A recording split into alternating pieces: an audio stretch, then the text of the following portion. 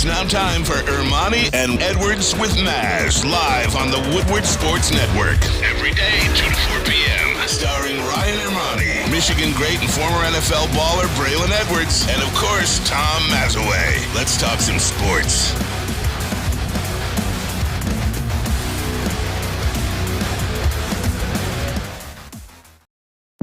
You know what time it is. It is Thursday, March 30th, 2023. Ermanni and Edwards with Maz. Woodward Sports Network. Maz hates when I say it, trying to get under his skin a little bit today. Braylon Edwards, good afternoon to you, my friend. Good afternoon, my friend. I'm extremely excited today. I don't have much to talk about. No TV shows, no craziness. You didn't watch anything last night? No Master's House, none of this. I'm just excited for our mystery guest. Super excited for the guest, so I'll say less. Yeah, we got a pretty good guest, we think, coming up at 2:30 or 30 minutes from now if you are not watching live.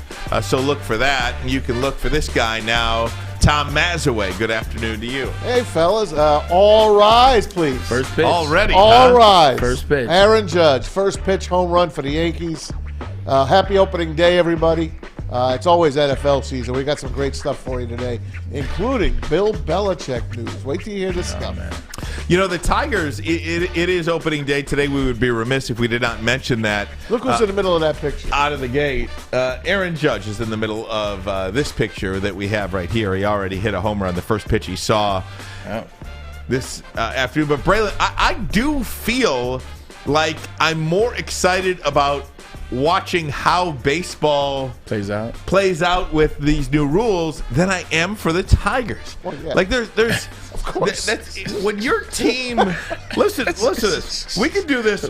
Duh. I mean, I want to show you something, okay? I want to show you something. Look at this. Fletch, where is this? The playoff one. We're just gonna yeah, that is fine. But show me the playoff. Playoffs? The playoff ones as we start the show here today. So the Kings made the playoffs. Right. The Sacramento Kings made the playoffs. They entered a 17-year stretch. The 3 o'clock hit there, Fletch. Yeah, it's in the 3 o'clock. I'm moving all over the place. Sorry, Fletch. Hey, we're doing this. But the Kings made the playoffs last night, ending a 17-year drought. Look at this list now. This is from The Athletic. The longest active playoff droughts in sports. 3 of our teams are on this list. Yeah. You want to talk about a lack of excitement for a generation of Detroit sports fans? Your Jets are on this list. They lead the pack. See, that's what happened when you cut. See, they should have brought me back. Should have brought me back. Should have brought you back. No doubt about it. But the Tigers, 8 years since they've made the postseason. That is the 3rd longest streak in all of sports.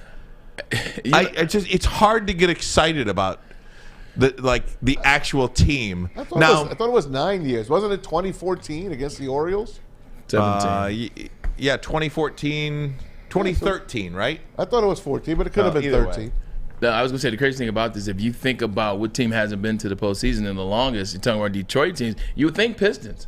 Pistons would be the one to come to mind, not the Red Wings. The fact that the Red Wings are here, not the Pistons, man, it just tells you the state of Detroit sports. The Red Wings are the team that's not supposed to be on here. Well, guess what, ladies and gentlemen? Here they are on the list. The Red Wings, the Detroit Lions, and the Detroit Tigers are on this list. The Pistons are right there, by the way. Yeah, they're right there. I know, but I'm just saying. But for mediocrity, just making the playoffs, the Pistons are probably 20 years, right? 19 years. In terms of actually doing something in the playoffs. Oh, yeah, it's 2007. Yeah, but as we reflect on opening day today, again, it's kind of sad because I'm not that jacked for it. I'm not super excited to see who are I thought of Bob Uecker today. Who are these guys? Like from the Cleveland Indians. Yeah, Ryan Kriedler, something Matone. Who are these guys? What's his name? I don't even know who these guys excitement, folks. Well, I mean, Riley Green, Spencer Torkelson, fine, but who are these guys that are about to play for the Detroit Tigers today? Do you know anybody, Maz? Not really. I mean, I do, but they're lessers. But there's a couple of new players on this team that we're going to get to see and see if they're real ball players. Who, Mitchell Friedman? Yeah, they get a chance to come over from Philadelphia and now play almost every day. The thing with this team, every one of these guys can play all around the diamond. You have no spectacular guy at any one position. Who's Matt Vierling? There you go. Have you ever heard of him? Anybody? No, I You ever haven't. heard of Matt Vierling? I've heard of him. Ryan Creedler? I mean, now, I've heard of his name. I'm just trying to make a point. Ryan Creedler. Yeah. Or Kreidler. I don't even know how to say his name. I Not me, don't know, man. Either way, it's fine. That's I not got exciting. a Let quick- me ask you this. Were you excited last year Yes. for this day, or were you excited on opening day as when the Tigers play in Detroit? Totally stoked last year for opening day because that was a year in which we thought the Tigers were going to take that next step and make the playoffs. Remember, the year before last, They ended well. They got off to a terrible start in April, and then were just as good as anybody in the months following when it came to the Major League Baseball. I mean, in June, July, August, September, the Detroit Tigers had just as good a record as any in Major League Baseball, and you thought that would propel them into the next season. I think they had the second best. I think you're right. I think they had the second best streak, not named the Braves. Yeah, actually. exactly. Yeah, Something Braves, like that. yeah. And there was a lot of momentum going into last season, but it just didn't work out. So if you want to talk a little Tigers, we can do that. But obviously the Tigers are playing. First pitch is about an hour from now, and we'll see how they do. They open up with 6 tough ones at Tampa, at Houston. And then they're home for the Red Sox. Yeah. And I think that then they go on the road again, and I think they're home for the Giants. I mean, it is a Speaking of the stretch. Giants, they're playing the Yankees today. It's the first time the Giants have opened up in New York since the day they left 60 years ago. Wow. Isn't that something? That is incredible. They lost the Dodgers and the Giants that year. And you know, when it comes to baseball, this year we're going to see every single team, either home or away. Right. As Fletch put up a moment ago, all the different rules in baseball, from the pitch clock to the defensive shifts to bigger bases. I mean, baseball is going to be radically different. And why not? I'm here for it a little bit. I think this is the biggest change in sports since the three-point line was added to basketball. Yeah, I think every sport, you look whether it's hockey, whether it's football, whether it's basketball, every sport has added something that has made it more exciting, made it more fun, whether they were a little more lax on some rules here, whether they're a little more serious on the rules in football as it relates to roughing the quarterback, as it relates to hitting a helpless receiver so that you can get more points, see more touchdowns, see more action, see more dances. So even in basketball, obviously, they let these guys play, let you see guys get to the basket and then shoot threes. So I think in every sport, you want to see more action, you want more fun, and you want the game to be quicker. You want people to be involved in the game. And I think by doing this in baseball, you make the game quicker, you make it more involving, and you make the bases bigger, get people on base, you see more runs scored. It's all about run score. It's all about highlights. And I think this now adds to the level of what the other three have already done. I just wanted to give a warning out to our fans, not our fans, our friends in the chat. We're not going to talk baseball. Don't worry. Hang on. We're going to get back to draft pick number 6 and number 18 any second from now. Plus, we There got you special go. guests. Lion fans, we're gonna be there for you. But as a baseball fan, right, I cannot wait to watch a game with the clock and the bigger bases and the pitcher can't throw over to first base so many times. More than twice. I'm loving it. Because how many times do you get booed when the pitcher throws over to first base? I just love it. And you know what? I'm not going to love is the 9th inning if a team gets caught with their pants down. Right. And there's a rally going on and the freaking game ends on a pitch clock. I won't like that. But you will see it. I'm That gonna is for see sure. it. You will see it. You I gotta be say shut prepared the for clock off in the 9th inning. That's before the season starts. That's my pick. Shut the clock off in the 9th inning. Oh, that's not a bad deviation. I think it's a great idea. That is, Depending on the score of the Correct. game? Okay, I'm here for that. yeah, I can understand I can that see a lot of little teams bit. benefiting If it's a from that. 3-run lead, shut the damn clock off. No doubt. Cool with that. Guys, I do want to transition. Look, the Tigers start today. They're going to play games. We can react to those games. I'm not going to do a play-by-play for you as they play throughout the day. You can watch the game. You can listen to the game. We're going to give you a little bit of alternative programming today. And seriously, Will be that's interesting. Yeah, and one of those things I want to talk about is, first of all, kudos to you, Braylon Edwards. You called another one. Marvin Jones Jr. Is a Detroit Lions once again. You called this last week. Thought he'd be a perfect fit. Here he is. Well, 100% what the Detroit Lions are trying to do, and this is another reason why DJ Chark didn't work here. DJ Chark wants to be a number one. When you're a number one, Ryan Ermanni, you know what that means? That means you get 90 passes a year. You're getting 100 passes a year. You're getting 100 passes a year. They're not looking to have DJ Chark catch 110 passes here. They need somebody that's in that 60 catch range, need somebody that's in that 7 touchdown range, somebody that's in that 775-yard range. And guess what? That is Marvin Jones Jr. in a nutshell in his past 7 years. I mean, you look at it, he's right at 6,800 and 6 to 7 touchdowns. And that allows Jameson Williams to be the focal of the offense as a wide receiver. It allows him to be the number one. It allows you to still have 85 to 90 passes for Amon-Ra St. Brown as well. And then you bring in a guy, does it the right way. The guy has hands. The guy makes plays. The guy is a good leader, and he's been there in Detroit when it didn't work. And now you're going to see him come to Detroit and appreciate that it is working. This is what happened, Ryan Ermanni. You talk about relationships. When you do things the right way, even though he wasn't here under this regime, he did things the right way. The front office had good things to say about him. The city remembers, they respect him, and they're happy to have him back. Relationships go a long way, especially if you're good, actually. You know, he's not a big body. No, he's like Chark. He's a smaller guy. Yeah, but this still allows you to draft the wide receiver as well. This isn't the end-all, be-all. This isn't the guy that's going to be your number 3 like Tyler Boyd, T. Higgins, and Jamar Chase. This isn't that. This is for 3 right now, a guy that can get the ball rolling. As you draft the guy in the second round, as you take a chance maybe at pick 18, and you draft the Jordan Addison or something like that, you take a chance, but for right now, he's the guy. He'll be number 3 going into this season. And you know the guy's reliable. Right? I mean, the guy has played in 49 of a possible 50 games in the last 3 years.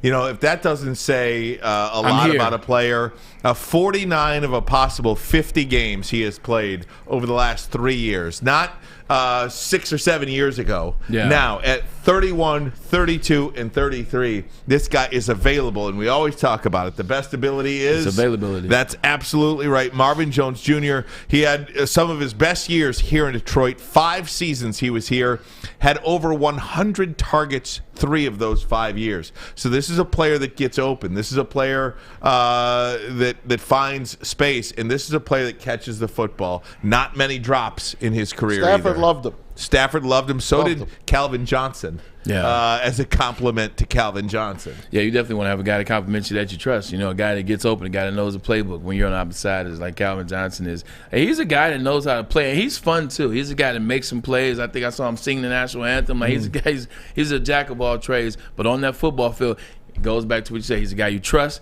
He's a guy that's going to be there. He's going to teach you how to be a consummate pro. Guys, I want to ask you a Lions question that I heard this morning from Michael Brockers, and we're going to do this next. But Michael Brockers, former Lions defensive tackle, he came over from the Rams in the Jared Goff trade. He said something this morning on Good Morning Football that I don't think many people can quantify. And to me, it is the question regarding the success of the Detroit Lions this year. We'll have that for you next. But first, a message from Guardian Alarm. They're your local security experts and have been for over 90 freaking years. When you see that black and yellow sign out in front of your house, it tells the bad guys one thing. Stay out. Whether you are at home or on the road, they're customized solutions from real experts. 24/7 professional monitoring and technology backed by people. All there for you. Call this number right here, 1-800. Stay out. That number again, 1-800. Stay out. Call them today. Tell them Woodward Sports sent you. The sports marketing agency would not be who we are without great community partners like Higuera Health and Carol Zuniga. It's an awesome opportunity to partner with your organization. Higuera Health is a comprehensive behavioral health organization. We serve children through older adults with mental health, substance use, and developmental disabilities across Western Wayne counties, and really excited to now be in downriver communities as well. Give us a call at 734-458-4601. We don't like to brag that we are the toughest sports network in Detroit, but we do have a guy named Darren McCarty on our side. Lemieux and McCarty, who've had a good knockdown drag up. There they go, right on the whistle. They were talking to one another. Woodward Sports. Hey, it's Maz for Big Boy. Seafood Fest is back. It's not going to be here for a long time, so get on down there during the Lenten season and try their favorites. You know what it is, the shrimp stir fry, the shrimp Alfredo, and the fish sandwich. That's brand new. And Fridays, that's tomorrow, They're always special at Big Boy. It is the fish fry buffet, all you can eat, on Fridays at Big Boy. WoodwardSports.com. Thanks for being here with us. We are going to have what we think is a pretty big name interview coming up in about 15 minutes or so. So hopefully you are here for that. In the meantime, guys, Michael Brockers. He's going to be on NFL Network, by the way. Michael Brockers? Yeah, he will be a host. He was fantastic. He is good. He was fantastic. And Willie McGinnis was let go. Oh, was he? Yeah. Oh, because of the personal issues, off-the-field issues. Yep. Or off the set issues. Correct. He's not on the field anymore. Hey, man, you're never too old to get these hands. So too old. This morning on Good Morning Football, they were asking Michael Brockers about the Detroit Lions and how they turned last year's success into this year's success. And he had a really interesting take on that. I want to play that for you. I want to play the audio only for you. Here's what he said, because I think this is the number one question that none of us can quantify. We can hope, but we can't quantify when it comes to this year's Detroit Lions.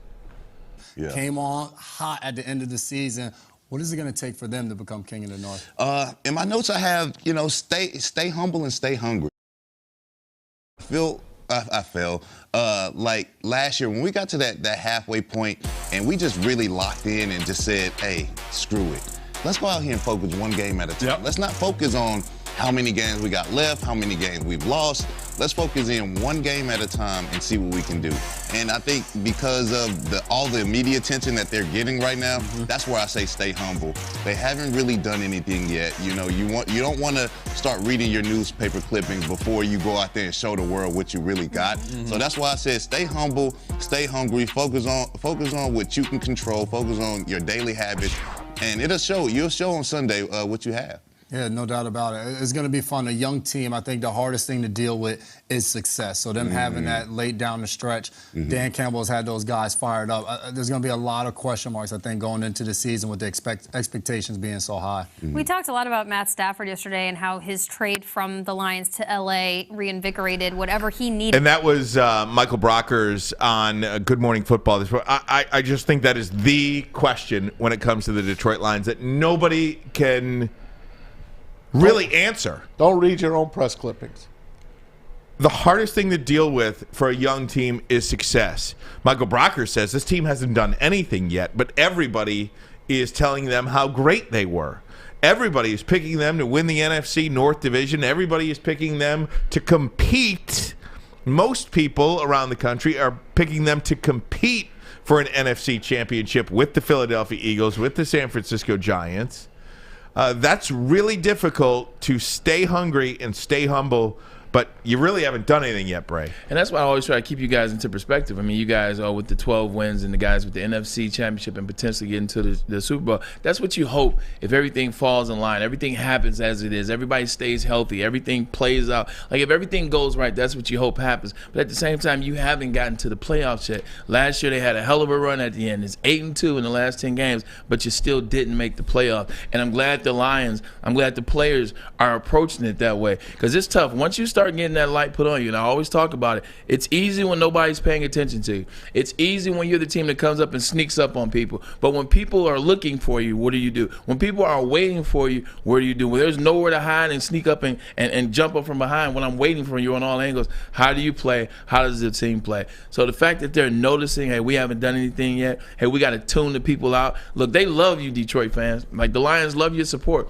But their mission is to get to the playoffs. Their mission is to win that playoff game. They got to get there the way that they believe to, and the way they believe to it right now is, hey, look, we haven't done anything yet. Let's just keep grinding every one game at a time. First of all, I want to preface this. Thank you, Sheila. I want to preface this by saying I'm not the glass half empty, okay? I'm just going to give you the other side of the coin. If they fall flat on their face, Rye and Bray, if they win 5-6 games, what's your take out of that season? Oh. What I mean by that is the coach. And that really is who it comes down to, right? I mean, if they don't succeed this year. If I love Dan Campbell. Right. Okay. But if they do read their own press clippings, and these are all hypotheticals, the only thing that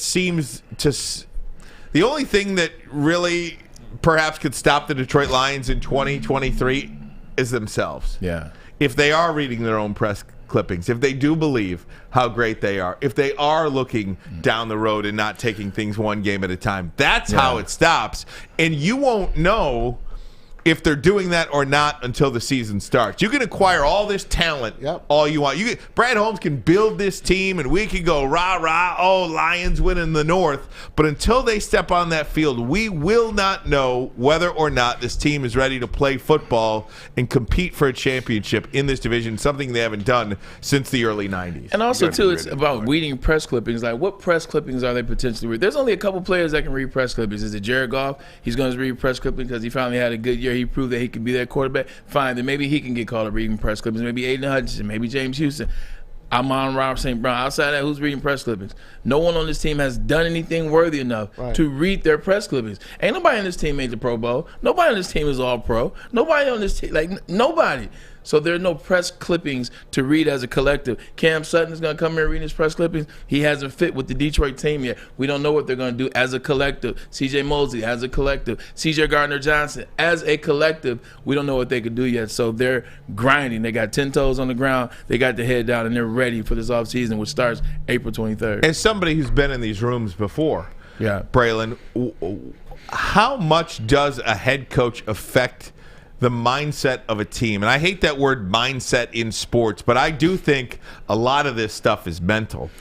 Your mental can determine how hard you're going to play, how long you're going to study. That's a personal discipline that when collectively you do that as a group, when you have a personal discipline, you succeed.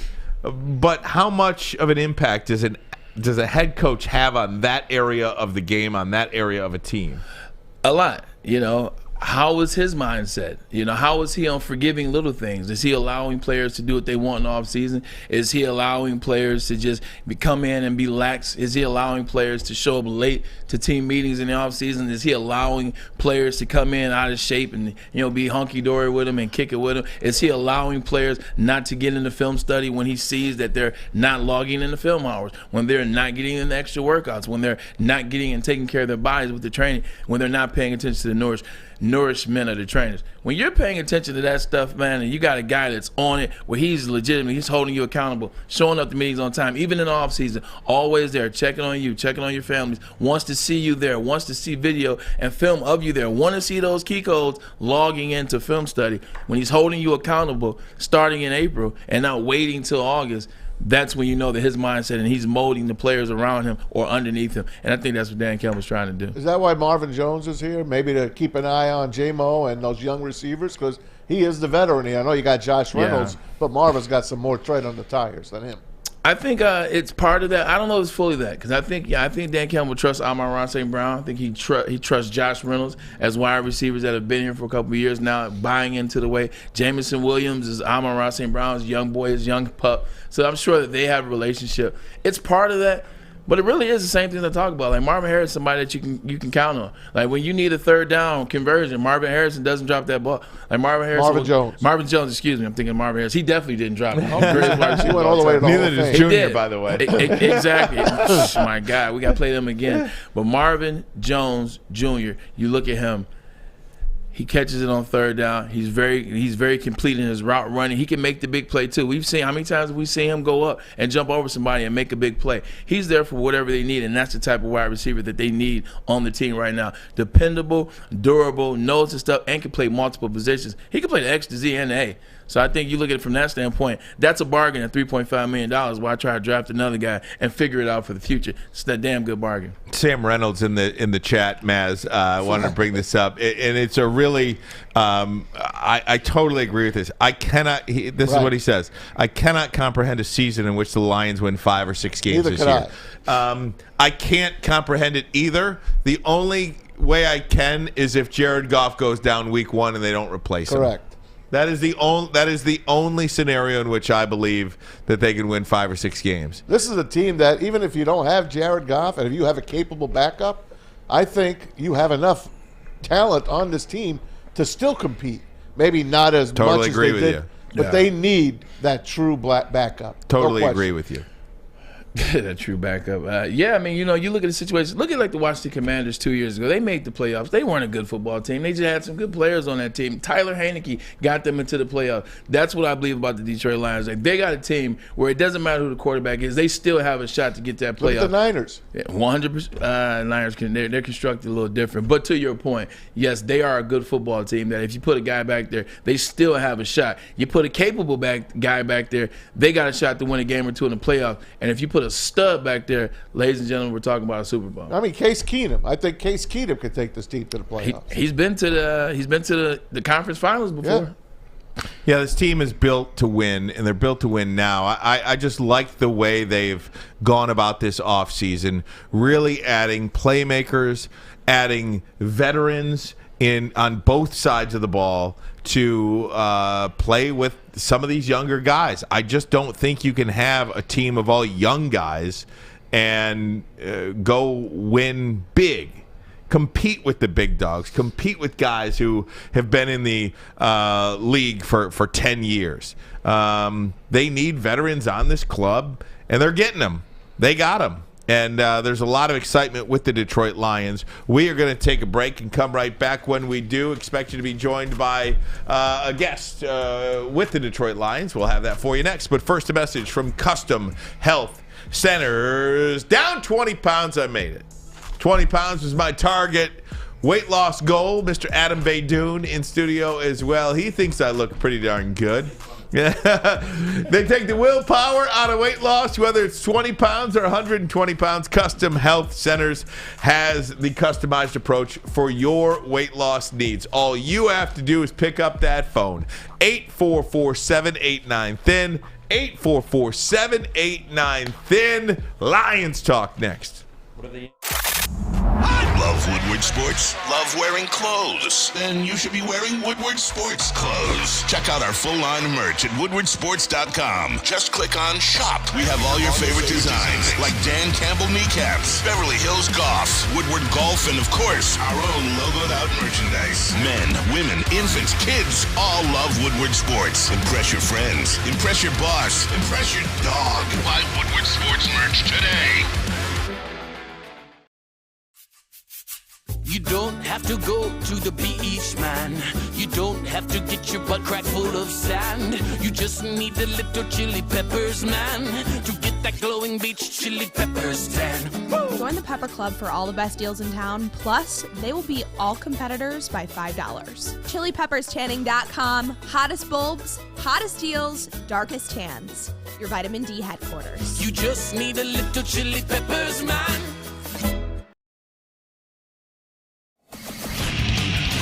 Get a shot up. This is for the win. All of Detroit's sports teams live on Woodward. All of Detroit's sports coverage lives on Woodward Sports. Driving the best in Detroit sports coverage. Hey, welcome back. Woodward Sports Network. Ryan Ermanni, Braylon Edwards, Tom Mazawey. We got Fletch. We got JB here on a Wednesday. Excited to talk some Lions football, Thursday. It's baby. bowling night. Oh, you going to get any turkeys tonight, Maz? Hell yeah. Plenty. You got to walk away with some cash tonight, Maz. I mean, it's been. Have you ever won money playing bowling? Of course. Okay. Last Friday night I hit strike ball. You got strike ball. Yeah, hit strike okay, ball. very good. Some turkeys. Bray, what do you got over there? We've been teasing for about a week now, so might as well bring my guest in after I give him his proper due. Two-time All-American at the University of North Carolina. He is also one of the greatest DBs of all time in college history. He was drafted in '99, where he ended up playing for the greatest show on turf, where he won that Super Bowl with the St. Louis Rams. Two-time Pro Bowler with the Detroit Lions, where he came in '03 when I was at Michigan. We'll get into that. One of my really good big brother friends back in the day would take care of me. And now he goes back to coach at University of North Carolina under Mack Brown, where it all started for him. And now, ladies and gentlemen, he is a Detroit Lion. Coaching the DB is the position right now that we are most excited about. Ladies and gentlemen, I give you Dré Bly. Yeah, Dré. Yes, sir. Dré Bly. Coach Bly. Coach, excuse me. Coach Bly. It's Coach Bly. Coach Bly. What's the word, brother? What's up, dude? How you doing, man? I can't complain. I'm doing well, man. Good to talk to you. Good to talk about these Lions, man. I'm excited. Hey, Dré, how did this happen? How did this happen? Talk to me about how this happened. I mean, when it was revealed that you were coming back to Detroit to be a coach, the city of Detroit really got excited about this. And just from your perspective, how did it all go down? Aaron Glenn was a guy that I kind of shadowed when I started to get into this coaching. I had a chance to do a minority internship with the New Orleans Saints. Ronald Curry is one of my good friends who's now the quarterback coach with the Saints.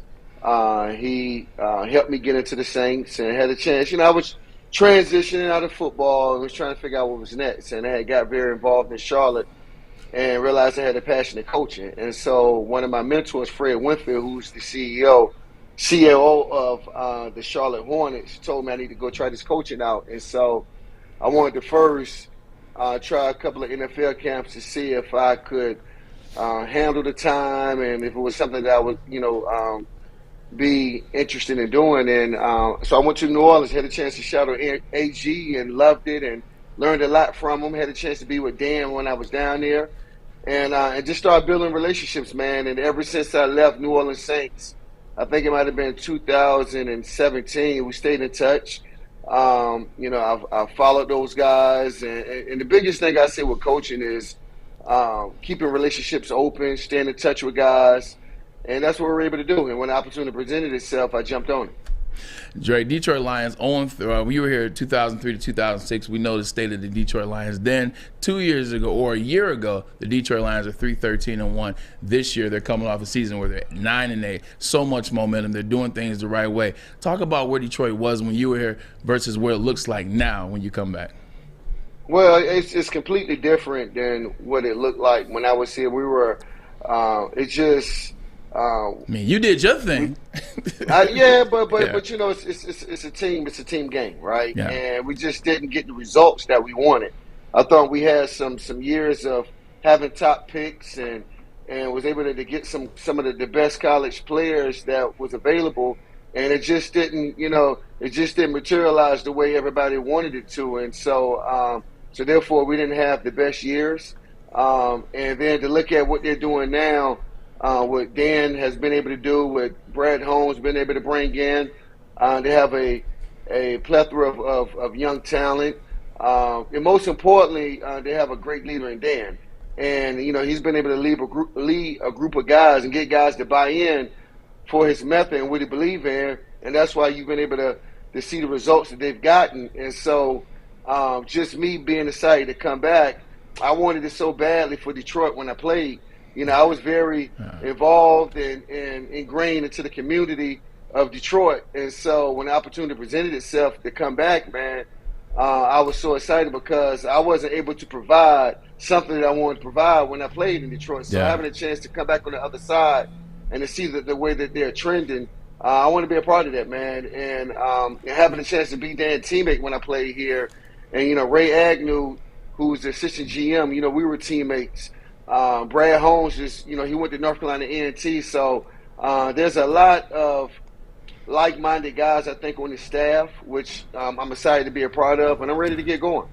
It's funny, you talk about guys you play with. I look at that staff. Steve Hyden was the tight end when I played for the Cleveland Browns. Hank Fraley was a center. He came over from Philly from the Cleveland Browns. Antoine Randall played against him. Yourself, big brother of mine. So a lot of connection. You talk about players buying into Dan Campbell. Well, the players right now that we're most excited about, it's got to be the defensive backs that we bought in. They're going to be under your tutelage. Talk about that room. Those guys have already bought in, and they ain't put a helmet on yet, Dré. Well, I think for the most part, the one thing with, Aaron and I talked about when we got here, even with Dan, we wanted guys that can impact the game the way that DBs should, and that's getting the balls in their hands, making plays. And so the first thing we wanted to look for were guys that who have high ball production. And, some of the guys that we were able to bring on have been highly productive with making plays. And so we're excited as an organization, as a team to – for the new pieces that we've added. We're excited for the guys that we have returning, and look forward to the draft to try to continue to improve this team so we can give ourselves a chance to compete in this North and do great things. Talking to Lions defensive backs coach Dré Bly, one of the greatest defensive players ever to wear the uniform in Detroit, two-time Pro Bowler, back here coaching those DBs. I wanted to ask you about the biggest challenge you think you face now going from the college game coaching at North Carolina to coaching the professional game. What do you think that jump will be like? What is your biggest challenge as you see it right now? I'll say my biggest jump is not utilizing my phone, right? Recruiting. I'll probably say the biggest adjustment would be not recruiting, right? Knowing that we have a front office who picks players, who do all the scouting, do all the evaluating. We still evaluate guys, but that's the biggest adjustment. It's still football. And the best part about, I say, the NFL is, I think, it's more teaching, right? It's all ball, which I'm excited to be a part of. I love ball, man. I can teach. I can get out there on the grass. I can demonstrate. I'm still in great shape. So there won't be no big adjustment, man. The biggest thing I say, what Dan, was looking for, he wanted a guy that can come in, lead a group of guys, a guy that can teach those guys how to be pros, a guy that is a guy that's confident. I'm confident in my abilities. I was confident in my abilities as a player, and I'm confident in my abilities as a coach. So I'm ready to get going. I'm ready to get working with Aaron and the other DB coach, Brian Duker, and to help provide something that you guys haven't seen in the secondary around here in a long time. And that's guys that can make plays and be highly productive. Oh, man, we cannot wait. Hey, Dré, Tom Mazawey, thanks for coming on with us. We appreciate it. I just want to, on a side note, before I give you my question, I was the PA announcer when you were playing, and I gave you were always the last guy I announced, and I gave you the Michael Jordan treatment. I gave you Dré Bly, number 32 from North Carolina. Number 32. That was me. There we I go. I want you to know that. There we go. I remember the voice, but that's the thing about Detroit, and that's why I'm so excited to be back. I tell people all the time, if we were able to give Detroit a winner, it would have been beautiful, man, because the support system is amazing. It's a football state. It's amazing fans. So I'm excited to be back, man. I appreciate everything, man. I look forward to this upcoming season. Hey, Dré, I wanted to ask you about, have you been following the Lions all these years? And you just said it. We're long-suffering fans here. You played for a Super Bowl champion. I mean, our fans, we haven't had a playoff win since 1991. I mean, you know what the scoop is. Have you been following this team, and where do you think they're going from here? Well, I haven't, because I've been in college, so it's kind of hard to really watch NFL games on Sunday, because mostly what we do on Sundays was evaluating tape and evaluating the game from Saturday. So I would catch Sunday night football and catch Monday night, and if the Lions played on Sunday night and Monday night, I was able to watch the game. But I just know I know they didn't start well last year, but they finished tremendously well, finishing 8-2. And I tell people all the time, man, it's typically not how you start, it's how you finish. Going into December, and November, December will give you a shot to be playing in the postseason. And so I do know the year I won the Super Bowl in '99. The year before that, we were 3-13. People don't understand that it's the best led teams is what win games. And I had the chance to play for a phenomenal coach just for 1 year, in Dick Vermeil. And the one thing I would say about Dickie V was he was a great leader. He had everybody brought in, our locker room, the bond, the brotherhood that we had was tremendous, but it all trickled down from up top. And so it's the best led teams, to me, that win football games. And so I think that's something that we have here in Detroit. I talked about the staff that Dan was able to put together. It's different, man. I don't think there's another staff, or at least not many like us in the NFL, man. We have a lot of like-minded guys. I think guys is very secure in their abilities and who they are. A lot of guys I got a lot in common with. And so I'm excited, man. And so I'm excited to be a part of it. I look forward, getting with those guys. Even Coach John Fox, man. Coach John Fox is added to our staff, man. And, I mean, he has a plethora of experience and stories. And, he's coached a lot of great guys. And so I'm excited to have a chance to work with him. And so I know that at the end of the day, what win championships, what lead guys to championships are great leaders. And I would say that this staff I'm confident in saying that this staff has some outstanding leaders. And I'm excited to be a part of that group of men. That is awesome. Hey, Dré, I wanted to ask you about. I wanted to ask you about a guy you're going to be coaching and a guy that gets a lot of attention around here, and that's Jeff Okudah, former number 3 overall pick. He's a guy that had some injury problems early. He did show flashes of really good football last year. Didn't finish up the year as well as he would like. When you put the tape on and you watch Jeff Okudah, what is your early impression of that young man, and how much can he grow? Well, Jeff, he's a guy that loves ball. Obviously he was a top pick. I haven't met him, don't really know much about him. We talked when I got hired and had a couple of conversations, so I don't really haven't laid eyes on him in person. But just like you said, he was a guy that did some good things this past year. I would say for the most part is, being available, right? Fighting past the injury bug and being out there. But he's a guy that, a lot of people are excited about. He was obviously a top pick, came from Ohio State, and I'm sure Braylon probably don't like that. But not at all, brother. Not at all. But, I know we had a talented team prior to the signings that we had, and I'm interested to see, get going in the next couple of weeks or so after the draft. You talk about leadership, Dré.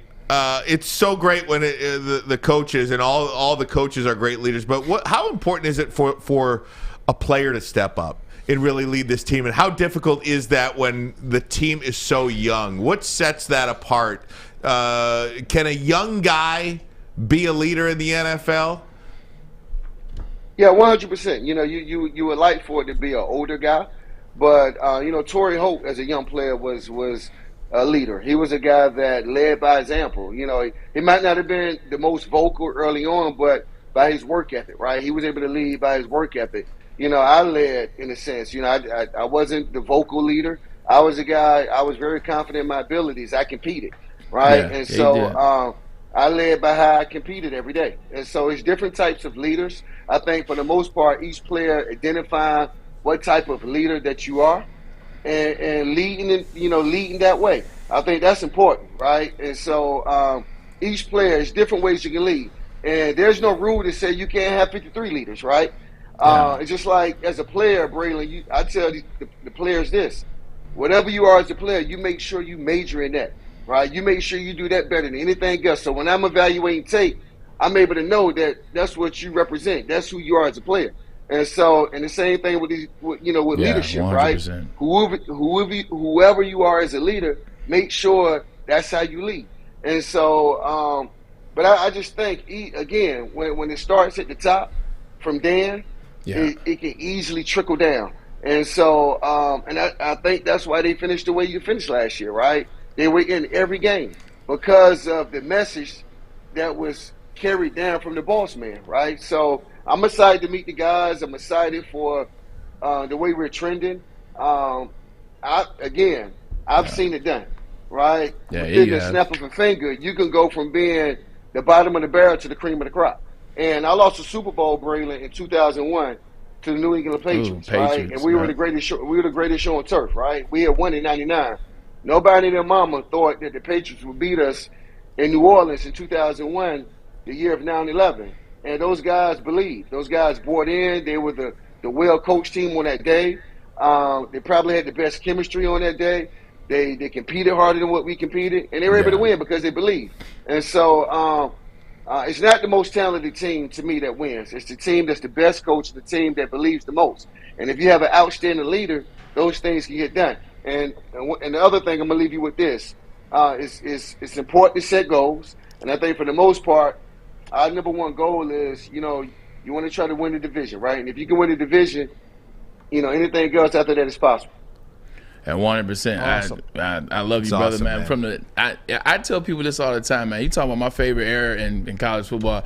It definitely was that era that you guys played in. I look at the DBs back then, like that's my favorite era, defensive backs. Talking about you, talking about Chuck, talking about Champ, talking about Smoot. We was talking about Fred Smoot the other day. I don't know how his name came up on the show. Michigan. Here's a funny picture for you, and we're going to let you get out of here. Fletch, put the picture up.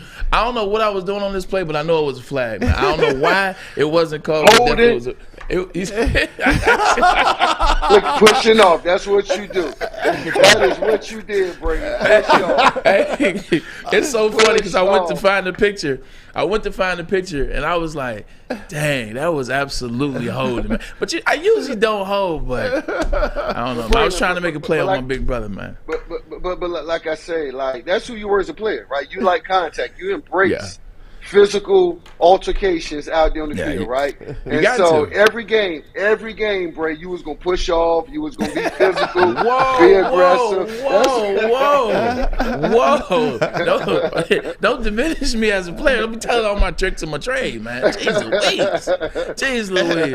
And Dre, we cannot thank you enough for your time doing this with us. We love having you. We'd love to talk to you again. Man, we appreciate that. Hey, before we let you go, have you seen the draft board and who are you taking? What? Listen. Interview over. Listen, right, I just got hired. You trying to get me fired? Thanks, Dre. We appreciate it, my friend. Thanks so much. It's a great Dré Bly. It's a great Dré Bly. One of the great Lions of all time. Absolutely. And now he is back. We got to take a break. We'll come back, talk more about everything he had to say. But first, a message from Braylon. Great job, man. Great job. Great job on that push-off, too.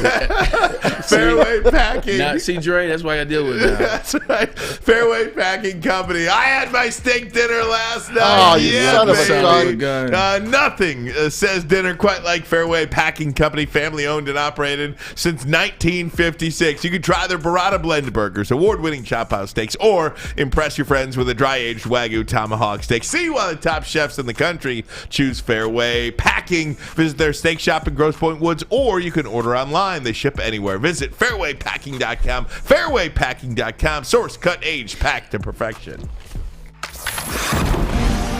Saturdays at 1 p.m. Make sure you're watching WoodwardSports.com for our new show, Chompin' Puck. He shoots! He scores! With four-time Stanley Cup champion Darren McCarty and Michael Gentry, Chompin' Puck is taking the Detroit hockey community and giving them a voice. Pros to Joes. You'll get the best Detroit hockey coverage around. Chompin' Puck. Saturdays 1 p.m. on WoodwardSports.com. Introducing the Planet Fitness Guide to getting that post-workout glow. Step 1. What's your why? More epic energy? Better sleep? Blow off steam? Step 2. Join Planet Fitness for just $10 a month and get moving in our clean and spacious clubs. Step 3. Bask in that post-workout glow. Join Planet Fitness today for just $10 a month. Join today at any of the 50-plus Detroit area locations.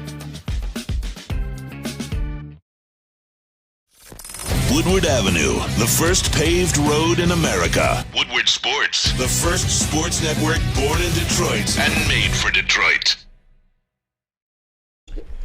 We're just laughing about so many things. First and foremost, I think Maz is the most happy in this room. He is. Because, Maz, for people who are just joining us, revisit what you told Dré Bly. Well, Dré Bly, back in the day, I was on the mic, on the PA mic. I was the stadium announcer for Ford Field at the time. And the Lions were so bad. Their offense was so bad. So we did the defense. It was always the team that we would announce. And I would always announce him as the last guy because he was our guy. And I gave him the old Michael Jordan. You go ahead. Say it. From North Carolina. Number 32, Dré Bly. And I brought it up to him, and I saw his face light up. He remembered. Oh, that is so great. How great is that? I mean, it's so great to hear a guy to really kind of, I mean, he's not going to come out here and badmouth, but he really confirms what we think is going on inside that building. You heard him when he talked about the staff. He said, this don't happen, this kind of staff. Yeah. For 2 years, we've been talking about the staff that these guys have put together. And there is something special, Braylon Edwards, about Dan Campbell. Whatever it is, there is something special about him where he is bringing these guys together. These guys want to coach with him. They want to stay with him. They believe in him. He gives them all the credit in the world. He doesn't take it himself. It's a shared experience, and that is exactly what leadership is. It's not about me. It's about we, and you can laugh and mock the phrase there, but that is truly a we and not an I or a me. That's how you win, man. That's how you win at any job you do, whether you're a football coach, whether you're a digital sports marketing company, whether you're a hair cutting place, whatever the case may be, you win with shared leadership.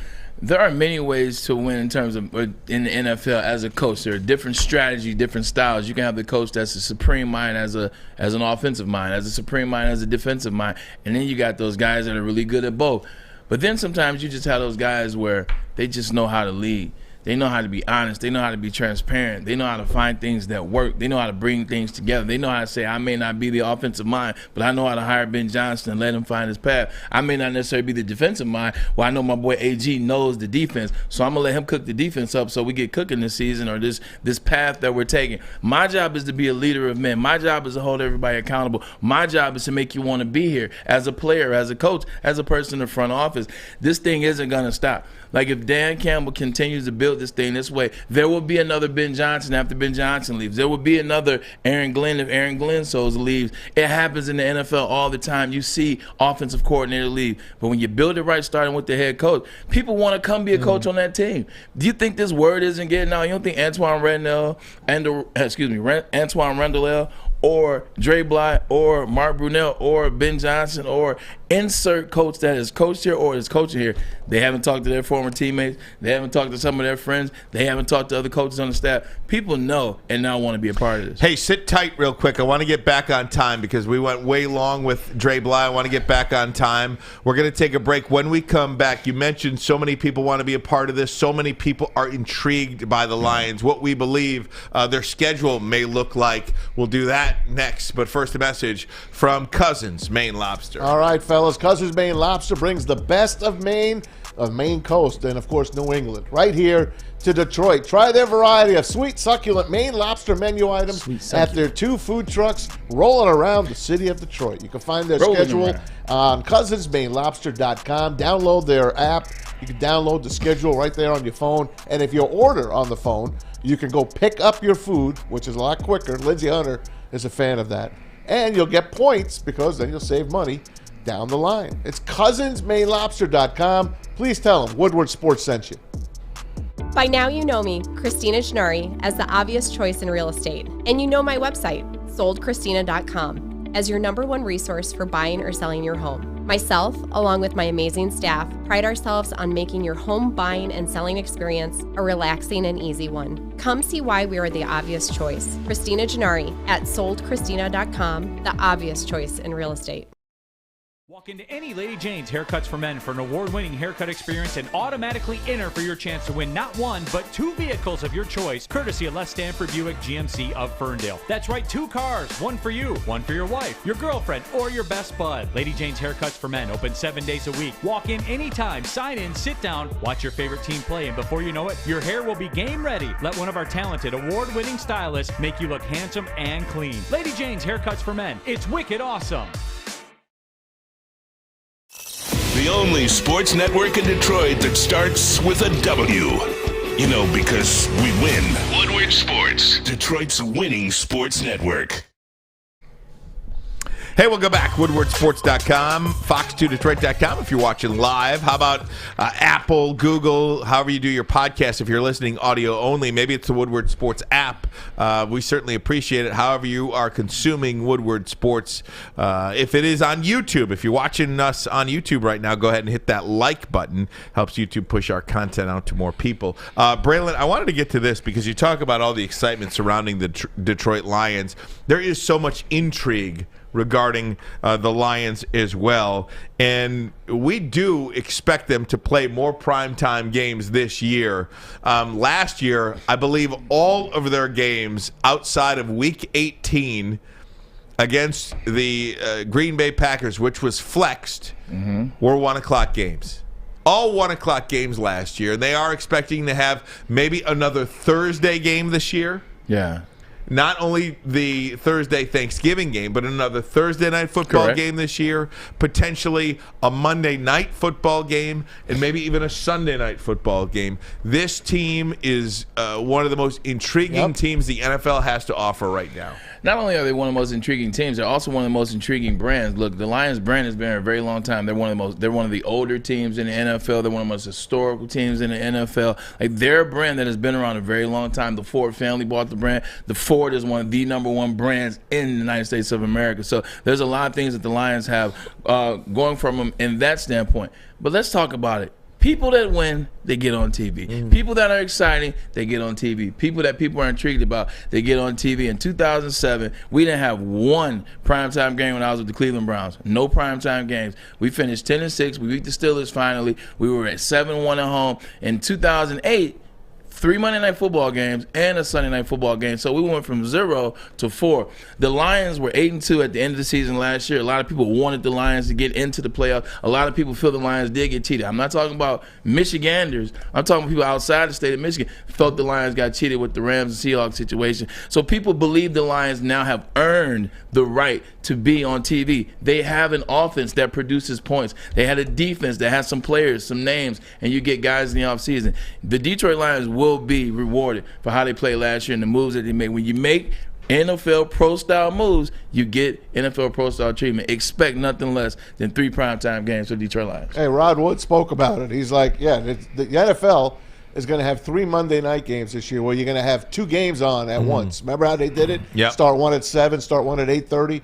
Lions are going to get a Monday night game. They're going to get a Sunday night game, and they're definitely going to get a Thursday night game. And don't forget, at the end of the year, last 4 or 5 weeks, you can get flexed. So if you're really good and it's a good matchup, you're going to be on there as well. That's how the Lions and Packers got on last year, if you remember. They were going for the Packers to try to make the playoffs, but the Lions had a chance to make it as well. You win, you're on TV. But the national audience, guys, is going to have to start rethinking about the Lions because nobody wanted to see the Lions except us. Let's face it. And we didn't even want to see it right. most weeks. Half the time we didn't want to watch them. As a matter of fact, they it's a cider complain. mill. They complain about the Thanksgiving Day 12:30 game.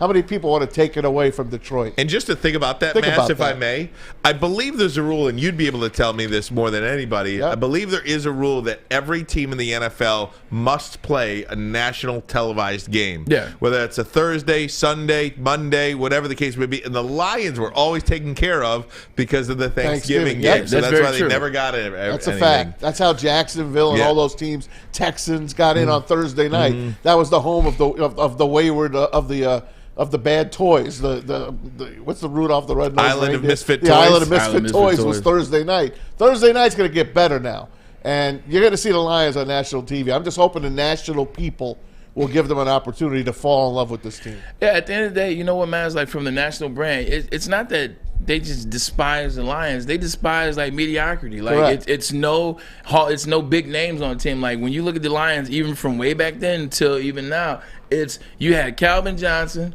or you had Barry Sanders. Like that's it.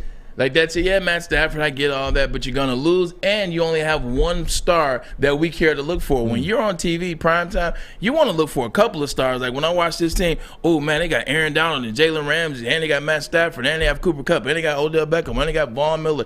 Like when you look at a team, like when you look at a TV, especially when it's not your team, when you don't have a dog in the game or skin in the race, you want there to be some stars, and now Jamison Williams is going to be a emerging star. Jared Goff, he went back on the map last year. You know what DeAndre Swift can do, and he's healthy. You know, you bring Amon-Ra St. Brown, so now you Aiden Hutchinson. You got stars, you got star power, and you bring in C.J. Gardner-Johnson. So stars run They run pro sports. You know, you look around this landscape of sports media, and RG3 is at it now, too. Yes. I mean, you can just keep adding a name every day to the list of people who love the Lions. Robert Griffin III, watch out, in all caps, for the Lions next year. Knew their secondary was a weakness, so they signed CJ GJ.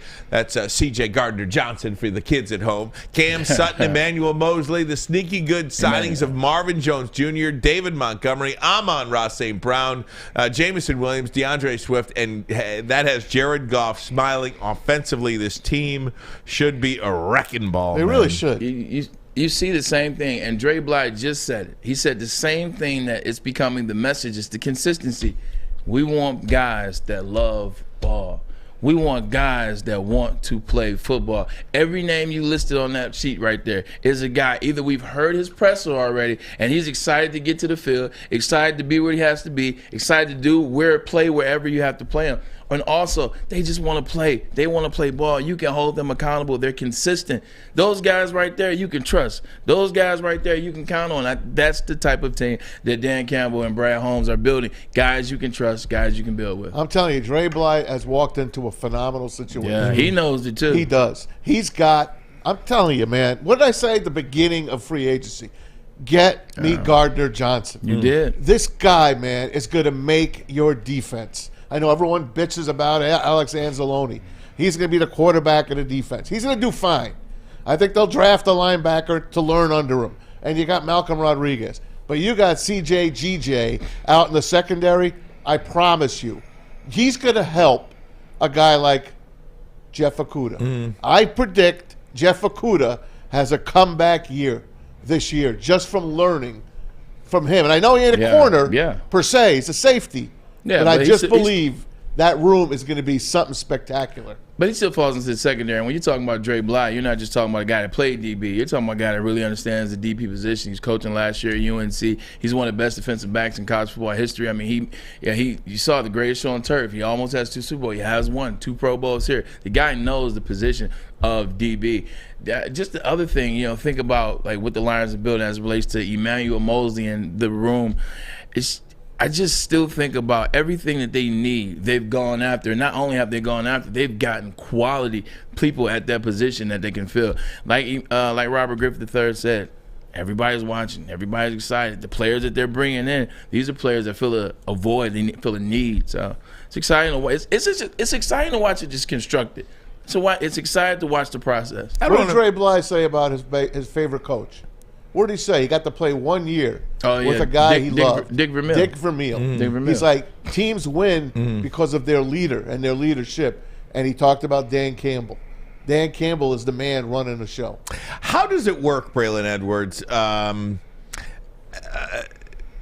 was a little surprised that aside from the initial conversation, maybe when he got hired, that there really hasn't been much conversation between Okudah and Bly. Because off the top of my head, if I'm Okudah, I call him every day.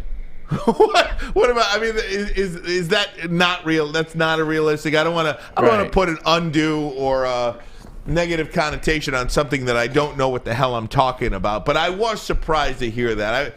This is a Pro Bowl player that is now a coach. I'd want to absorb everything I can from him as fast as I can. And I know it's the off season, but is there a conversation that Jeff Okudah, maybe you reach out to him a little bit more than you do? I mean, I don't know. I don't know how that works. I'm asking the question. I don't know how that works. Is that a fair criticism or not? No, that's fair. My first 2 years, I had the same coach. I had Terry Robisky, and then he left. Terry, great man. You had a great pro there. No, he's great. Terry, and he played for the Raiders back in the. I love Terry and his kids. But had Terry Robisky. They let him go. They bring in Wes Chandler, who played for the Chargers. He was a part of that. Eric Coryell, he was part of that. J.J. Jefferson. 100%. Dan Fouts, the whole night. Charlie Joyner. So Terry Robisky told me, he said, Braylon, call Wes. He said, tell him, hey, look, I know you're coming in. My name is Braylon. We're going to be working together. watch my film, tell me what you think. So Terry gave me the blueprint. So I called Wes. I said, hey, Coach Chandler, this is Braylon Edwards. He said, hey, okay, Braylon, okay, man, okay, all right, we're going to be working together. I said, Coach, check out my film and let me know what you think about what are some areas I need to get better in. And so Wes did that, and he watched the film, and he broke it down, and we were able to start watching some film together. Once off-season kind of ended, and I was able to come back. But we had that rapport, and I was waiting to get in there to work with him. Well, in 2007, that year, I made the Pro Bowl, but we put in so much work in the off-season for it to come to fruition. That's something that Jeff Okudah can be doing. Hey, Dré, I'm glad that you're the coach now, man. I remember back in there, whatever, come up with something. Hey, check out my film. What do you see? What do you see out of my 3 steps? What do you see when I'm backpedaling? What do you see when I'm in press coverage? What do you see when I'm shadowing, when I'm playing inside technique, inside leverage? What do you see? And then once he comes back, in April, now you work on what he's saying. Like, the conversation is quick. Let me know what you see, and then let's work on it. When he comes back in April, now you start the work. This is what I see. Boom, boom. This is where you can get better. This is how I got better. This is how I saw Champ Bailey. Because let's not forget, it's not just about Dré as a player. It's who he played with, too. He played with some of the best ever players. So I think you have that combo. Tell me what you see. And when Jeff comes back in April, it's time to work on what I saw. We had Boss Bailey. Yeah, we did. Forgot about that. I used to hang out with him too. Yeah, it's. Man, those were the days, man. The team sucked, but it was fun to go out. He went out with those guys. It was fun to go out. I mean, this guy lived a life that we only dream about, man. We don't even know what the dream is. No. I was at Michigan, like, it's right down the street. You talking about Boss Bailey, Dré Bly, Charles Rogers, Sean Rogers, Roy Williams. Like, I was a city guy, man. I showed them around. Attaboy. Yeah, I don't know. It was so good to talk to Dré Bly and really get a sense of where he thinks these guys are. And again, one of the things that I wanted to ask him that I didn't get a chance to ask him, I could have talked to him for an hour, but when he said that one of the biggest differences from college to pros is he doesn't have to pick up his phone anymore. Yep. And I really wanted to ask him, maybe we could do this, what it's like to coach college football now and just how much of a strain it is. You have to keep re-recruiting. It felt it on his face. Yeah. I felt it on his face, how happy he was to get out of that college game. And I do think that's why a lot of college coaches want to coach in the NFL. Not that they didn't want to coach in the NFL before, but man, these college coaches, they don't want to chase after these kids. I'm telling you, man, I saw the same thing the whole time I was in college. And this is when I was in college. This is when you talking about me talking about Fred and Soup and those guys, what they were going through. It's even more now. I saw coaches that were out of shape because they're always on the road. They're always eating bad meals. They don't have time to sit down. So coaches that didn't have time to work out. You see coaches whose families don't work. You see the phone calls always have me, and I got to chase this kid around, and I got to chase this kid around. Meanwhile, you're missing your kids' performances. You're missing your kids' softball games because you got to go down to Tuscaloosa to recruit some kid that you know is going to Alabama. Why am I even wasting my time? Recruiting is something that always deterred me from going to coach college football. Now, I know all stories aren't like that, but that was enough for me. It's tough. And that's recruiting. And that was before. In the day. And that was exactly. That was before the NIL. That was before transfer portal. Now, if you're not recruiting these kids at 15, it's a sign of disrespect. Like 12 years old, you got to know who guys are now. Like, what? The transfer portal already is like overflowing. Mm-hmm. I mean, every day I'm looking, and there's somebody in the transfer portal. What are you looking for? I don't look. It just pops up. Is there a transfer portal like? I follow a lot of college football websites. On 3 is one. Transfer portal 2023. Let's see what we can get. When is even the next possible transfer portal opening? I think you get transferred like the next day. Oh my gosh, day. Yeah! Look at all these guys in the portal. You can go the next day and transfer. Why would you even want to shop for a high school athlete? Like, why not just go to the portal? This is what my program's going to be. I'm just going to pick guys out of here. Well, I mean, there is a program, not too far from here that's 17th in the ranking class, but in college transfer portal, they're number 1. So I feel like schools like Michigan are showing you kind of the process. You know what? We don't want to fight Alabama to be number 1, 2, 3, or 4, but we'll get the guys that don't play at Alabama in 2 years. I just read They're number 1 in transfer portal. I read a short story on Michigan State how they're going to dip into the transfer portal again to try to find another K9.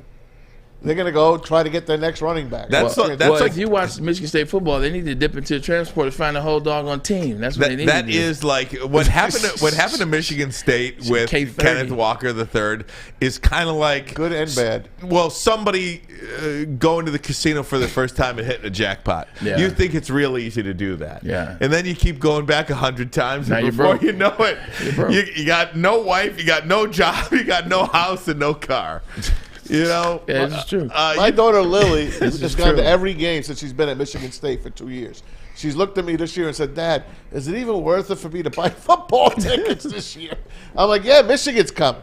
I'm like, "You got to. That pays for your whole thing." That pays for the whole season. At least we have one honest Michigan State fan. There That's you all. go. At least we got one honest one. Oh, I'm sorry, Lil. I threw you under the bus. At least we got an honest one. I remember last year talking about before the season when I predicted that they were going to be 6-6, people like lost their mind. What? Oh my God! I'm like, I thought you lost your mind because you went too high. Exactly. I mean, I was off by one. They were 5-7. Oh my They gosh. finished strong. I can't wait for Tuck coming again. That's coming soon. Tuck coming. We're back. Oh, spring Almost game. time. Do they have a spring game this year? I think so. I think that's done. And no one knew about Tuck coming outside of like Ann Arbor and like East Lansing. Remember when I threw that No. out to like Gus Johnson? He was like, looked at me "What?" like I had two heads. Tuck coming. Tuck coming. He's like, Sorry, I say live that out nonsense. in L.A. say Oh, God. that. You know, one question I did yeah. want to ask Dré, and this is we're goofing around, like I love it. One question I did want to ask him is about the wide receiver room and the DB room. One thing I thought about in terms of when wide receivers are at their best and DBs are at their best in the league, they're playing against good competition in practice all the time. Good on good. That's good on good. Like that's how you get great. When you look at Cooper Kupp, who is he practicing against every day? It's Jalen Ramsey. You know, you look at certain situations like now you look at Sauce Gardner and Garrett Wilson. They're practicing against each other every day. The Lions haven't necessarily had that in terms of a DB room that was comparable to Calvin and Golden and Marvin, or vice versa when you got Darius Slay. So I think now you'll have this DB room with Emmanuel Mosley, Cam Sutton, Jeff Okudah, C.J. Gardner-Johnson. And then on the other side, you have Amon-Ra St. Brown and Marvin Jones Jr. and as well as James Williams. Yep, you have Jameson J-Mo. Williams. So you're talking about a good on good. I think those guys are going to iron sharpens iron. It's going to be fun to watch. Guys, about 30 minutes ago, we interviewed Dré Bly, Lions defensive backs coach. You can rewind the show if you want to check that out. Tell a friend about Woodward Sports Network as well. We'll put that out on our YouTube channel. It'll be on our website, woodwardsports.com. It'll be out throughout our social media channels, Twitter, Facebook, Instagram, and TikTok. Feel free to check us out, woodwardsports.com. We're going to take a break. Come right back. When we do, Braylon is going to reveal his top 5 defensive backs of all time. We will also go Detroit around Lions. the top 5 defensive backs, Lions defensive backs of all time. Thanks for getting that in there. Also, we'll go around the NFL with Maz. Lots of news and notes to get caught up on, including Bill Belichick, Rick Spielman, who he is not a fan of, the quarterback that he says will not be a good one. He might agree with Braylon on that one. And is the deal Jets and Pack done? We'll have it all for you coming up next, but first a message from the Folding Warehouse. All right, guys, get down to Hamtramck, Michigan. That's where the Folding Warehouse is located. Phenomenal place. It's like stepping back in time. I love the look of it, and when you get inside, they're going to treat you like a king. 2 ways to play it. $12 unlimited open play. That's $12 for the entire day. Or if you go there and it's a little crowded, you get a private lane reservation. 10 or 12 people on a lane for 2 hours. It's all yours for $120. That's less than $10 per person. They've got multiple full bars, over 100 beers on that beer menu, and the $2 mystery beer machine. Bring your own food in or have it delivered. It's the Folding Warehouse. Check them out at foldingwarehouse.com. It's a great day to get some Centron in your life. Okay. There it is. Centron. Here we go. Got to grab the cranberry. Oh, wait, it's 2 for $4. Got to double up with the classic as well. Centron World, baby. Centron, available at select Kroger's, and if you want to know how, go to @CentronWorld.com. You get dope like me. You know what? Why wait?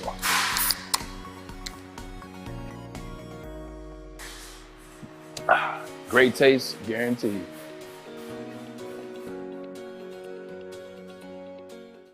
You're about to be shell-shocked. The catch of the day is in. Big Boy Seafood Fest is officially back. Join us for some of your favorites like our popcorn shrimp and pike perch platters and our classic fish and chips. This year, we've reeled in some fresh catches like our shrimp Alfredo, shrimp stir fry, and our fish sandwich. And especially, don't forget about our all-you-can-eat Friday night fish fry buffet. Every day is a fish fry at Big Boy. A ton of fun, a ton of sports, and a ton of man meat. Welcome to the Woodward Heavyweights, live daily 5 to 7 p.m. on Woodward Sports. Now is the best time to join Planet Fitness. The gym that has always been known for being clean is now cleaner than ever. With tons of equipment, a full body workout in a 30-minute circuit, and all memberships include fitness training. But the best part about all this, you get this all just for $10 a month. Only $10? Yes, guys, only $10 a month. Now, Planet Fitness has more than 50 convenient locations around the metro Detroit area, so no matter where you are, there's a Planet Fitness nearby. Join in club today, or as always, check them out online at planetfitness.com. It's funny. What's the line in Major League, Maz? He says, you can tell a lot about how the season is going to go by the way the leadoff batter starts the season. I forgot that one. There's so many great ones.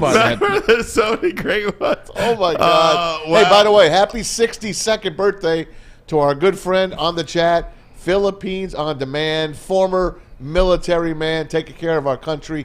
Happy 62nd birthday, our friend. Absolutely. Happy birthday to Philippines On Demand. By the way, to finish my story about that, Matt Vierling struck out. There you go. But Javi got a hit. Yeah, Javi got a hit. Very good. Okay, Braylon. It is that time. It is a Top 10 Thursday. We're going to call it a Top 5 Thursday today. I feel like Top 5 was more engaging. It was quicker, faster, it's more engaging. Take it away. Take it away.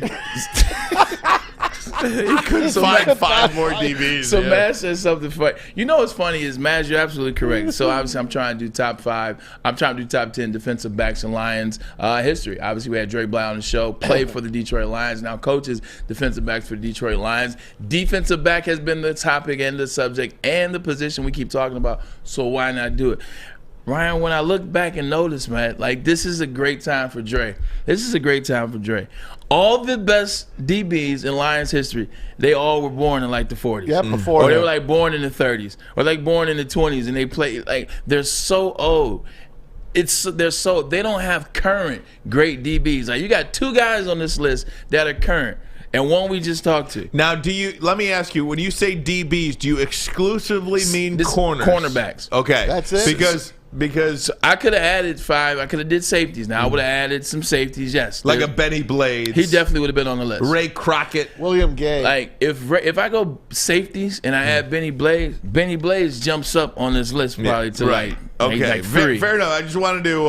So these are just DBs. These are guys that their pure job is to check actual wide receivers. Got it. So Lions had some Hall of Famers back in the day. Ray Crockett was a corner. We'll see what happens here. So here ladies and gentlemen, I found two modern players on this list, so you won't feel too bad. But here we go. At number 5, we got Dré Bly. Dré Bly, we just talked to him, made 2 Pro Bowls here with the Detroit Lions. He won a Super Bowl, but it was before he got here. His time here, he was one of the best defensive backs that the Detroit Lions have ever seen. You can count on Big Play Dré, which later comes as number 3. Number 4, Dick LeBeau. Most people remember him as the defensive coordinator for years, upon years. I think 60 years. He was defensive coordinator for the Steelers. Well, he was also a pretty good DB. 62 interceptions in his career. Hall of Famer. 3 touchdowns and 4 or more interceptions 10 years in a row. That's a lot then. That's still a lot now. Number 3, you know him as Big Play Slay,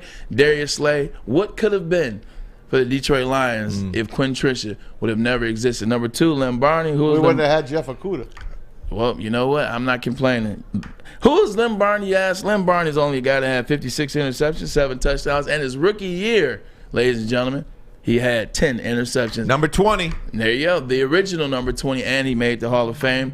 I think he's one. Yeah, he definitely made the Hall of Fame. Yeah, for sure. And then number 1 is Dick the Night Train Lane. If you're wondering why Lynn Barney with 62 interceptions and 10 as a rookie wouldn't be number 1 on this list, well, that's because Dick Night Train Lane had 14 interceptions as a rookie, and then he had 10 in his 3rd year. Dick Night Train Lane, a lot of those old school highlight tapes that you see on NFL films when they're in black and white, and you see guys getting knocked out and helmets coming off and guys grabbing and slanging guys down. A lot of those are just one guy. It's Dick Night Train Lane when he played here in the Los Angeles Rams as well. So this is the list. But the interesting thing about this list is, like you say about Michigan and J.J. McCarthy, their quarterback, this list definitely lets you know that the Lions are desperately looking for a DB to join the ranks. And C.J. Gardner-Johnson and Cam Sutton and Emmanuel Mosley, help us, please. Look at those uniforms.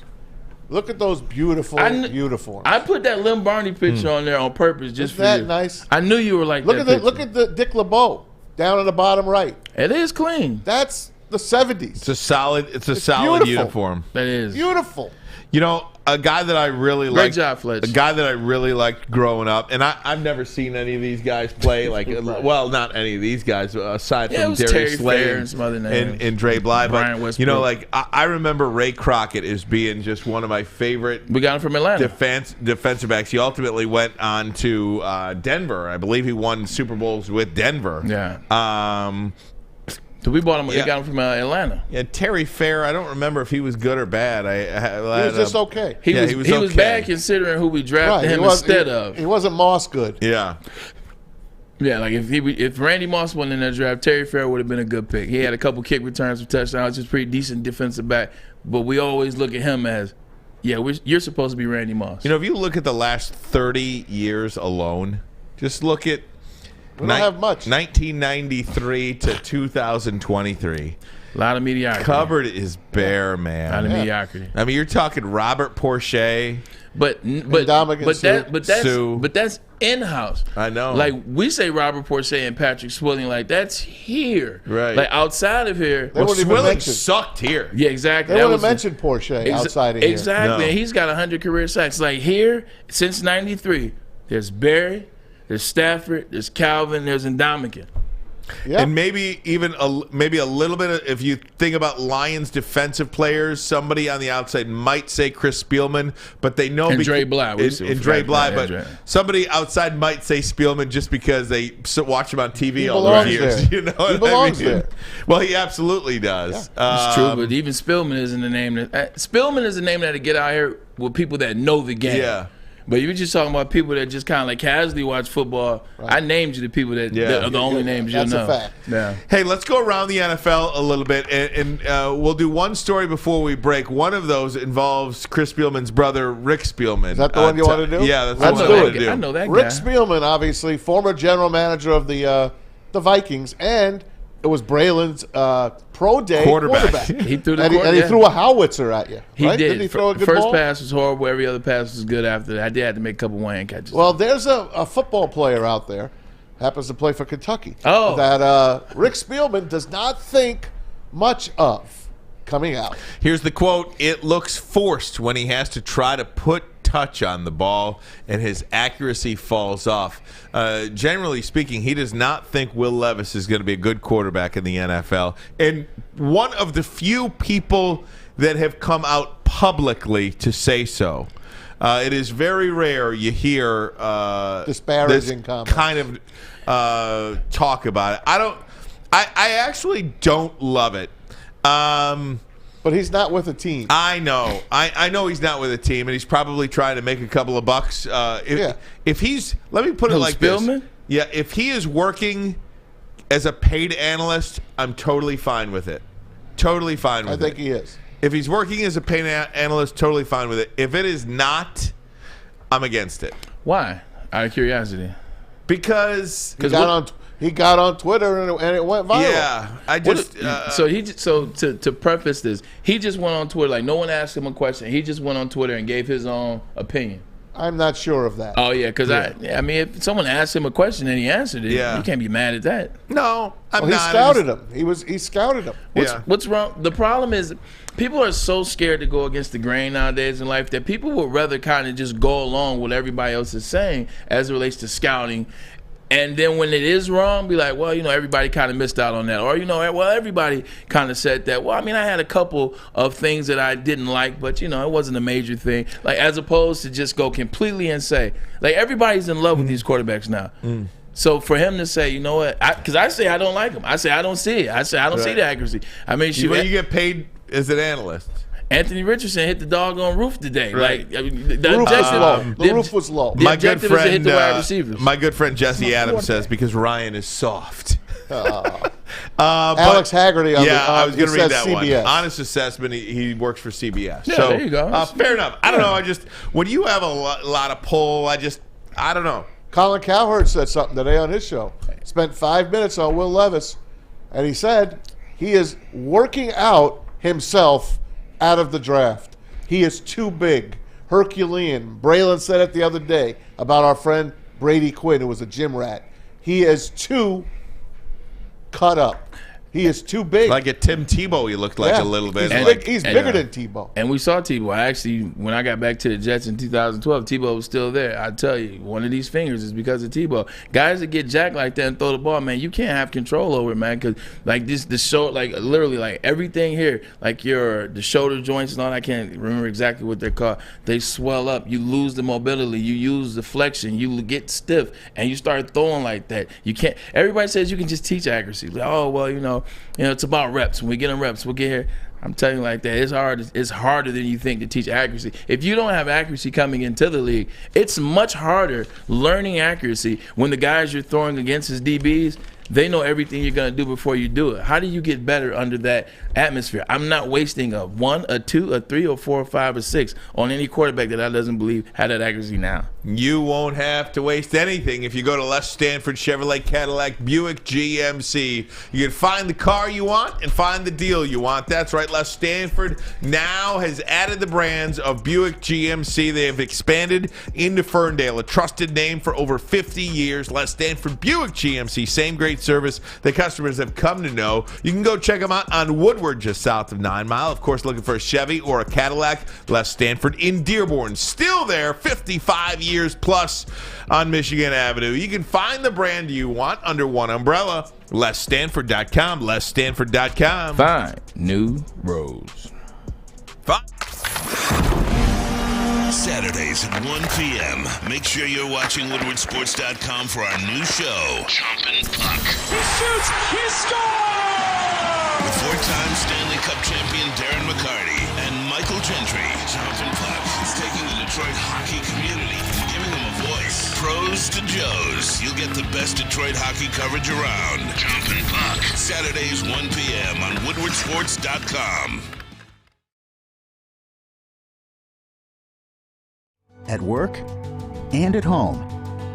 We're there with smarter security solutions, featuring complete automation with customized alerts and more. For over 90 years, we've been the company that's been counted on to protect what matters most, all with personalized service and care.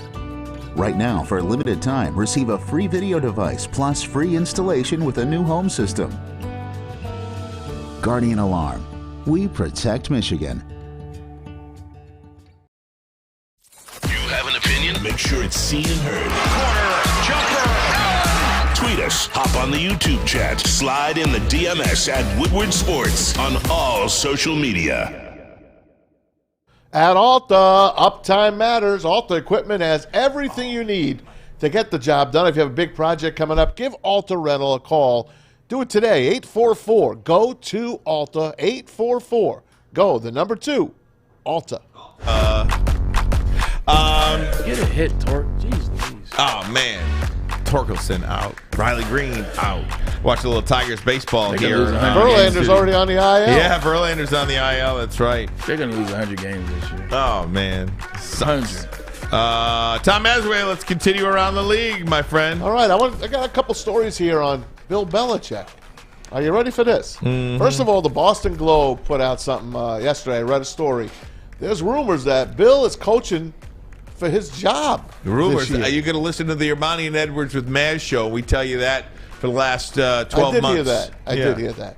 But it is Bill Belichick. And the Boston Globe basically says, and they quote Robert Kraft, is we have to start winning. The fans don't want losing. We have to win. We have to get on the winning column. Nobody is, what's the word he used? Nobody is resting on their laurels. Yeah, or above the law, or above that.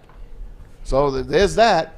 And then there's another story that came out today that Asante Samuel used to play back in the defensive back there for the New England Patriots. He came out and told Lamar Jackson, hey, you don't want to go play for Bill. Yeah, that's 100%. Lamar Jackson. I've heard this from many players, whether it's Richard Seymour, Willie McGinnis, whether it's guys. I mean, they enjoy the championships. They talk about how it went to win.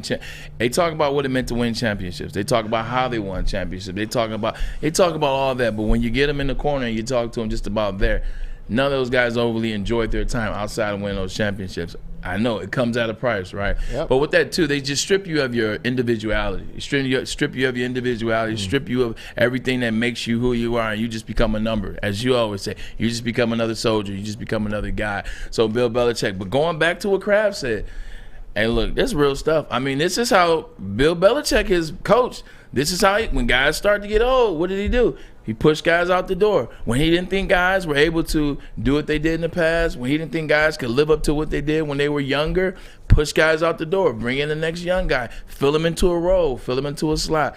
Well, Bill, that goes both ways. Like, look the way you're coaching now. Like, Bill, let's call a spade a spade. You hired Matt Patricia last year as your offensive coordinator to work with your second-year fragile quarterback in Mac Jones, who you're trying to have replace Tom Brady. Like, if that doesn't show if that doesn't show you where Bill Belichick is, if Robert Kraft has a job to do. Like, I appreciate the 6 championships. By the way, we did that together, Bill, but that's neither here nor there. I appreciate that, and I'm not going to fire you. But I'm going to tell you like this. If it's not looking good at the end of the season, don't make me fire you. He also walked back his comments. I was going to get to that, Matt. We brought it up the other day. About this ad nauseum. Yeah. He talked about the other day, hey, someone asked him, what makes you think you're going to win this year? And he's like, what did he say? Look in the past or something like that? He said, look at the last 25 years. Look at the last 25 years. He walked those comments back today. Well, because he got a lot of pushback from a lot of people. We're not resting on our past laurels. That's not the message to this team or the fans. And he took a lot of shots for that, because if you are going to go one way your whole career, when things go tough for everyone else, when things go bad, you can't. You know what I'm trying to 100%. say. It's like, look, at the end of the day, you know why he walked those comments back? Because you know who came on and was the most surprised by this comment? Everyone that's on TV, everyone that's on podcasts, everyone that's on radio that played for Bill Belichick, they were all surprised as hell. They were all kind of like, well, damn, Bill, like, what about when I was there? What about this? Yeah. Whether it was Teddy Bruschi, whether it was Devin McCourty, who does Wake Up For It, doesn't matter who they're. Willie McGinnis, everybody had something to say. They were surprised. So Bill's like, damn, I kind of did trip up and slip there. Bill's on the clock, and it sucks. If Bill wasn't handling the way it was, he wouldn't be so much on the clock. Like, he took over GM duties, and he sucks. He's gotten rid of Stephon Gilmore. He got rid of Chandler Jones. He's gotten rid of, even this year, Jacoby Myers. He gets rid of players that he shouldn't. He should be paying these players, keeping these players on team. He gets rid of them. He lets Matt Patricia go, coach the offensive court.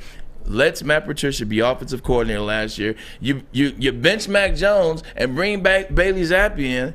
You know quarterbacks' minds are so fragile when they're young. You bench him for Bailey Zappi. Then you bench Bailey Zappi back for Mac Jones. What the F is Bill Belichick doing up there? Like, he's legitimately trying to crumble that kingdom. Because of that, if I'm Robert Kraft, I have to make a tough decision. Kraft said, hey, look, I want him to get the record from Don Shula. That's 4 years from now, by the way. But no one is above. That's 4 years from now, by the way. That's 31 wins. Can I say this about the Patriots, too? They're done. Yeah. They're boring. Yeah. They play boring football. There's nothing worse than watching somebody play boring football. Paint dry. And you can't even stomach the games they play anymore. It's just boring. In the last 3 seasons, there are 3 teams that have more rushing touchdowns than passing touchdowns, and they're one of them. And they're one of them. 56 rushing touchdowns, 55 passing touchdowns. Boring. You know what else is boring? Hearing about the Packers and the Jets. Oh, you know what? I got to keep you up to date. Another report says they're closing in on a deal, and something could get done as early as this week. just look at this picture. He could not be quarterback for me. Like, I'm sorry. I'm just looking at this picture. He could be my quarterback. You take him seriously? Like, it's No, honestly, not you. I'm just saying these guys. He's not saying a word. Huh? He's not saying a word the last 2 weeks. I know, but he's a total douchebag. Okay.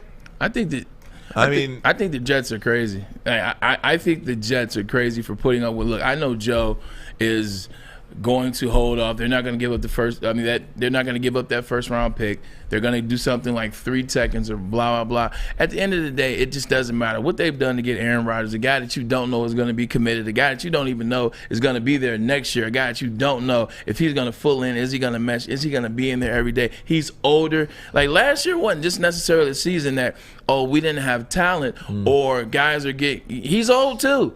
Like the elbows, they start to hurt a little bit. The shoulders, they start to hurt a little bit. All that turf toe that you've been dealing with over the last 10 years, it starts to hurt a little bit more. Like he's older. Like everybody just assumes because Aaron Rodgers is going to the Jets that it means Super Bowl champ when it hasn't meant the same for the Green Bay Packers for the past 12 years.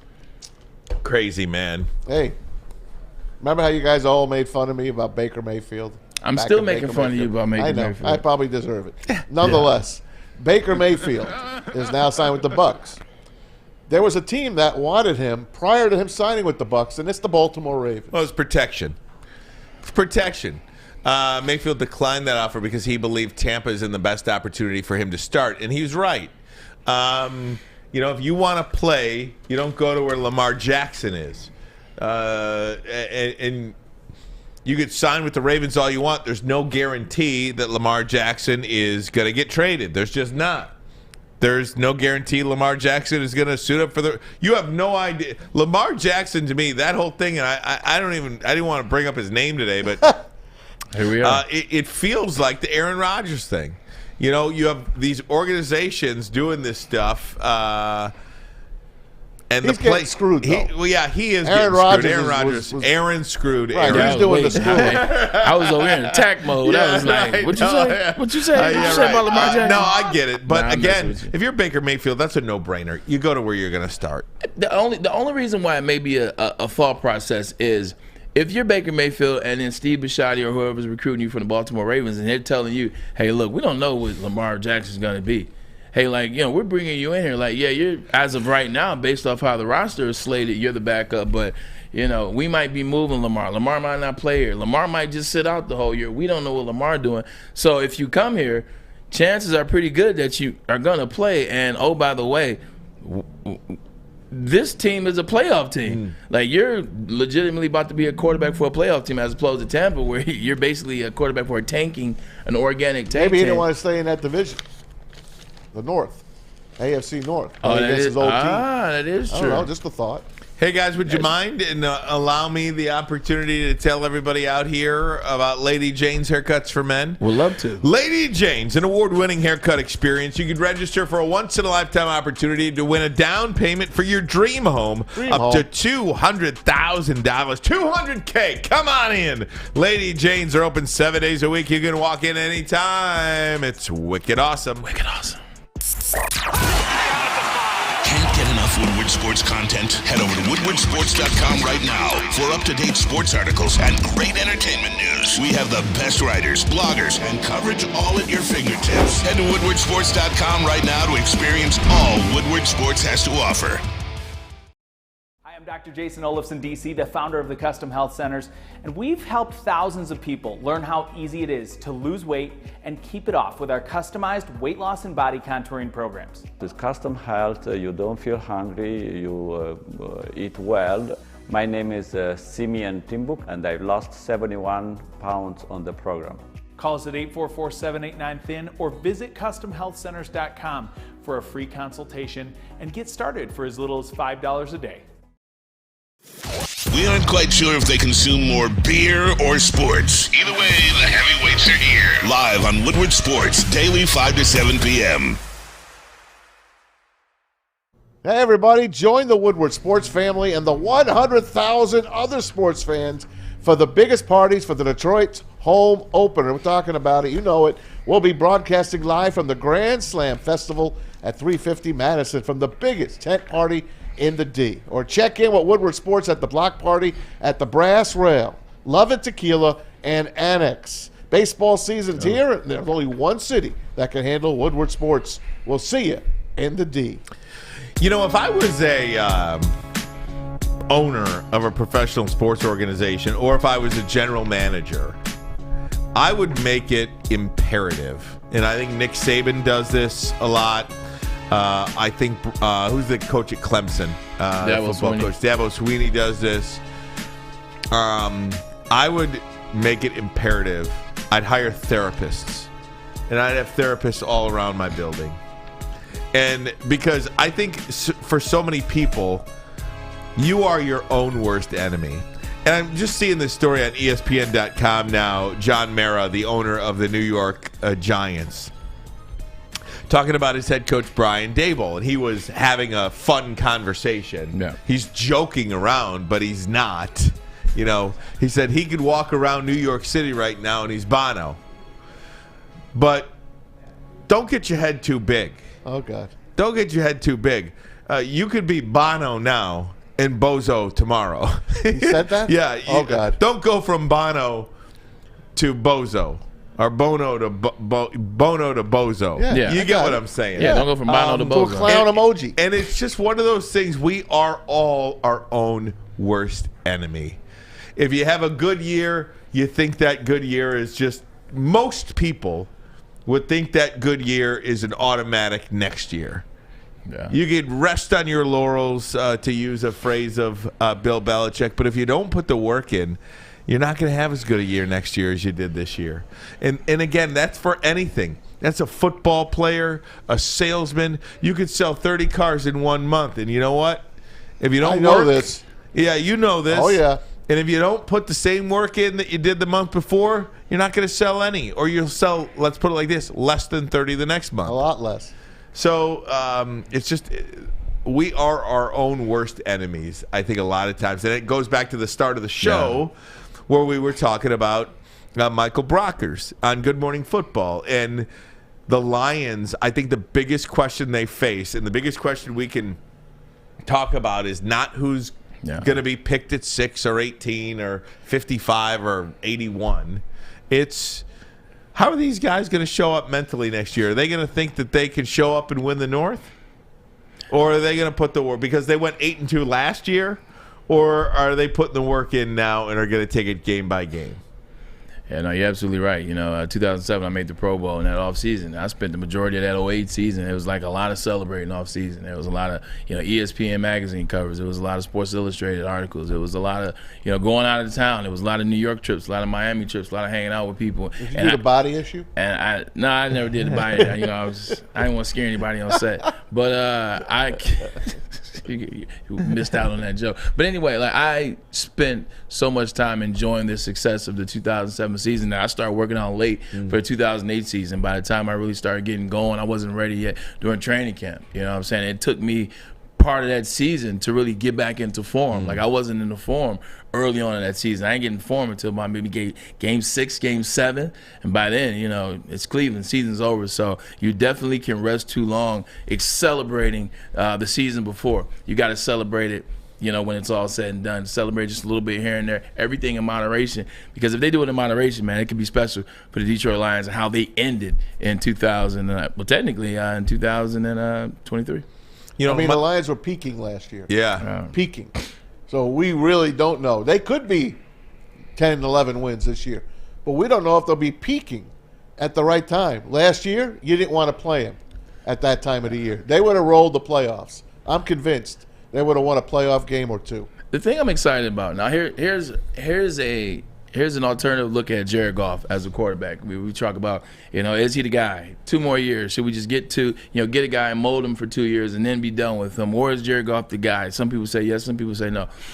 I was thinking about this. Look how good Jared Goff was last year, okay? Let's just look at his numbers last year. Let's say how he was. I mean, he was, 4,800. He was 29 touchdowns. I think he was 10 interceptions. He was right there. That was last year, okay? That's with his number 3 receiver being injured for a large point of the season. That's with his future number 1 receiver, Jameson Williams, not even playing for the majority of the season, only having one touchdown. Amon-Ra St. Brown, yes, that's what T.J. Hockenson a little bit earlier in the year. Then we got rid of him. Then it was tight end by committee, whether it's Zylstra or Brock Wright or James Mitchell. Then it's DeAndre Swift is in there. Then he's sometimes not in there. Then it's Jamal Williams for it's 3 yards in a cloud of dust. He hasn't even had a locked and loaded offense for an entirety of a full season.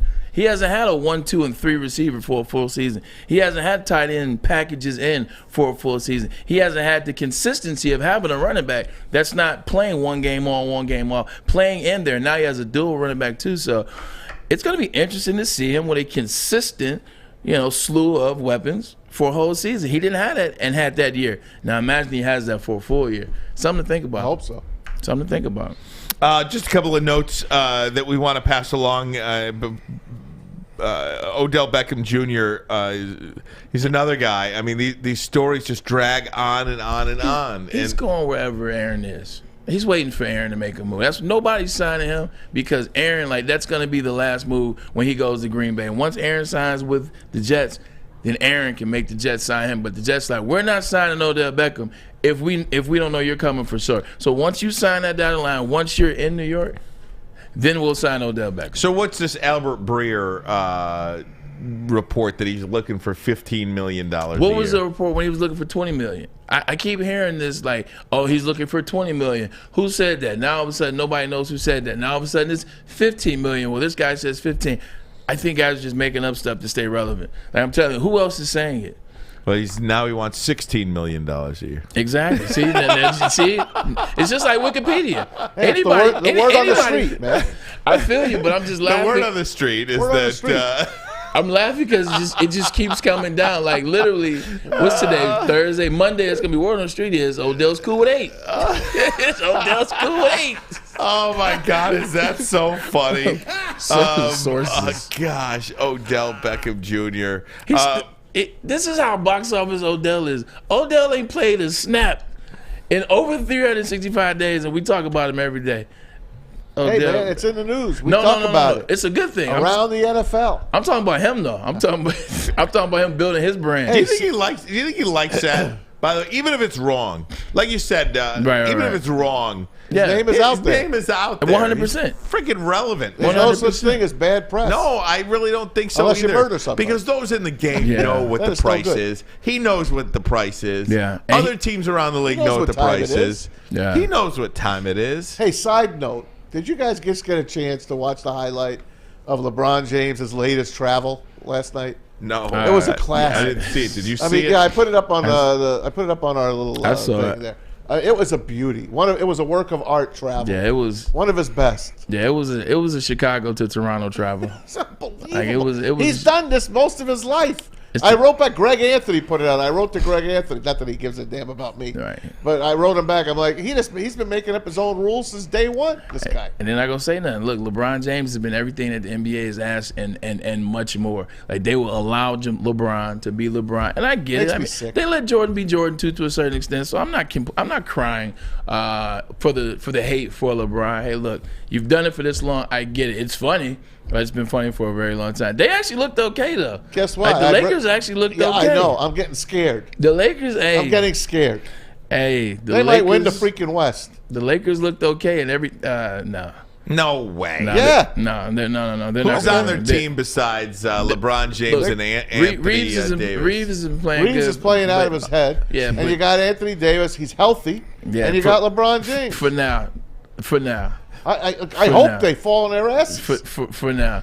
They're not doing nothing with the Grizzlies, the Suns, the Memphis. They're not doing anything with any of that. I'd rather watch Caitlin Clark in Iowa than an NBA game right now. Caitlin Clark. It's gonna be more people to watch the women's finals than the. You said what? You got any stats on women's basketball? I took a break. Right. Although she did win the Naismith last night. Oh, there you go. You know what I'm saying? She did win the Naismith last night, celebrating the country's best basketball players. She did win the Naismith. I'm just saying. That's great, man. Good for Caitlin. What's her name? You know it. Don't act like that. Not Jenner, but what a Caitlin You Clark. know what? Clark. You're a piece of work. You're a piece of work. There's a term for that. From Chili Peppers Spelled Tanning. with a CH. Oh, man. Chili Peppers Tanning. You know the deal. You know what time it is. 27 locations of Chili Peppers Tanning, and you can get to them anywhere here. There's 2 on Woodward Avenue. If you join the Pepper Club, they're going to beat all competitors by $5 on unlimited tanning. Plus, you get the cleanest salons in the D and the great tanning professionals. How about it? Go get it, folks. Go get it. The hottest bulbs, the hottest deals, the darkest tans, your vitamin D headquarters, chilipepperstanning.com. Introducing the Planet Fitness Guide to getting that post-workout glow. Step 1. What's your why? More epic energy? Better sleep? Blow off steam? Step 2. Join Planet Fitness for just $10 a month and get moving in our clean and spacious clubs. Step 3. Bask in that post-workout glow. Join Planet Fitness today for just $10 a month. Join today at any of the 50-plus Detroit area locations.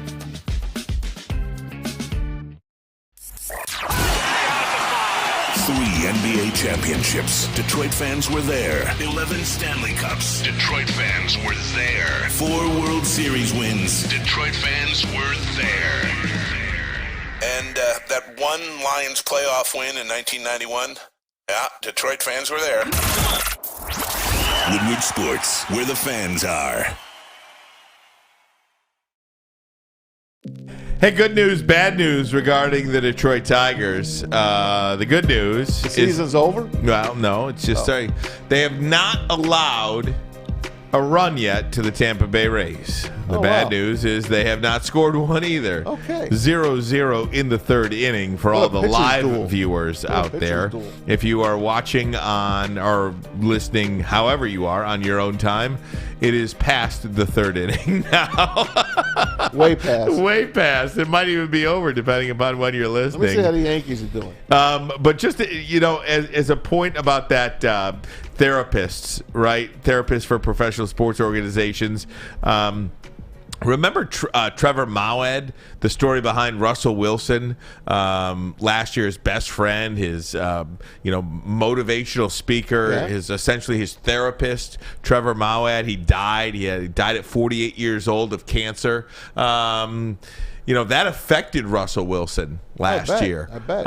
And that's why I think the Denver Broncos are going to have a bounce back year too, because I think Russell Wilson did not grieve that properly. I think he had a really tough time in the new space of Denver with the coaching staff that he didn't really mesh with. It was a head coach and offensive coordinator. Oh, yeah, they were horrible. It didn't work. And throw in the loss of his best friend and confidant and motivational speaker Trevor Mauad, and there you go. By the way, as soon as I was the jinx, home run for the Tampa Bay Rays. It is 1-0. All right.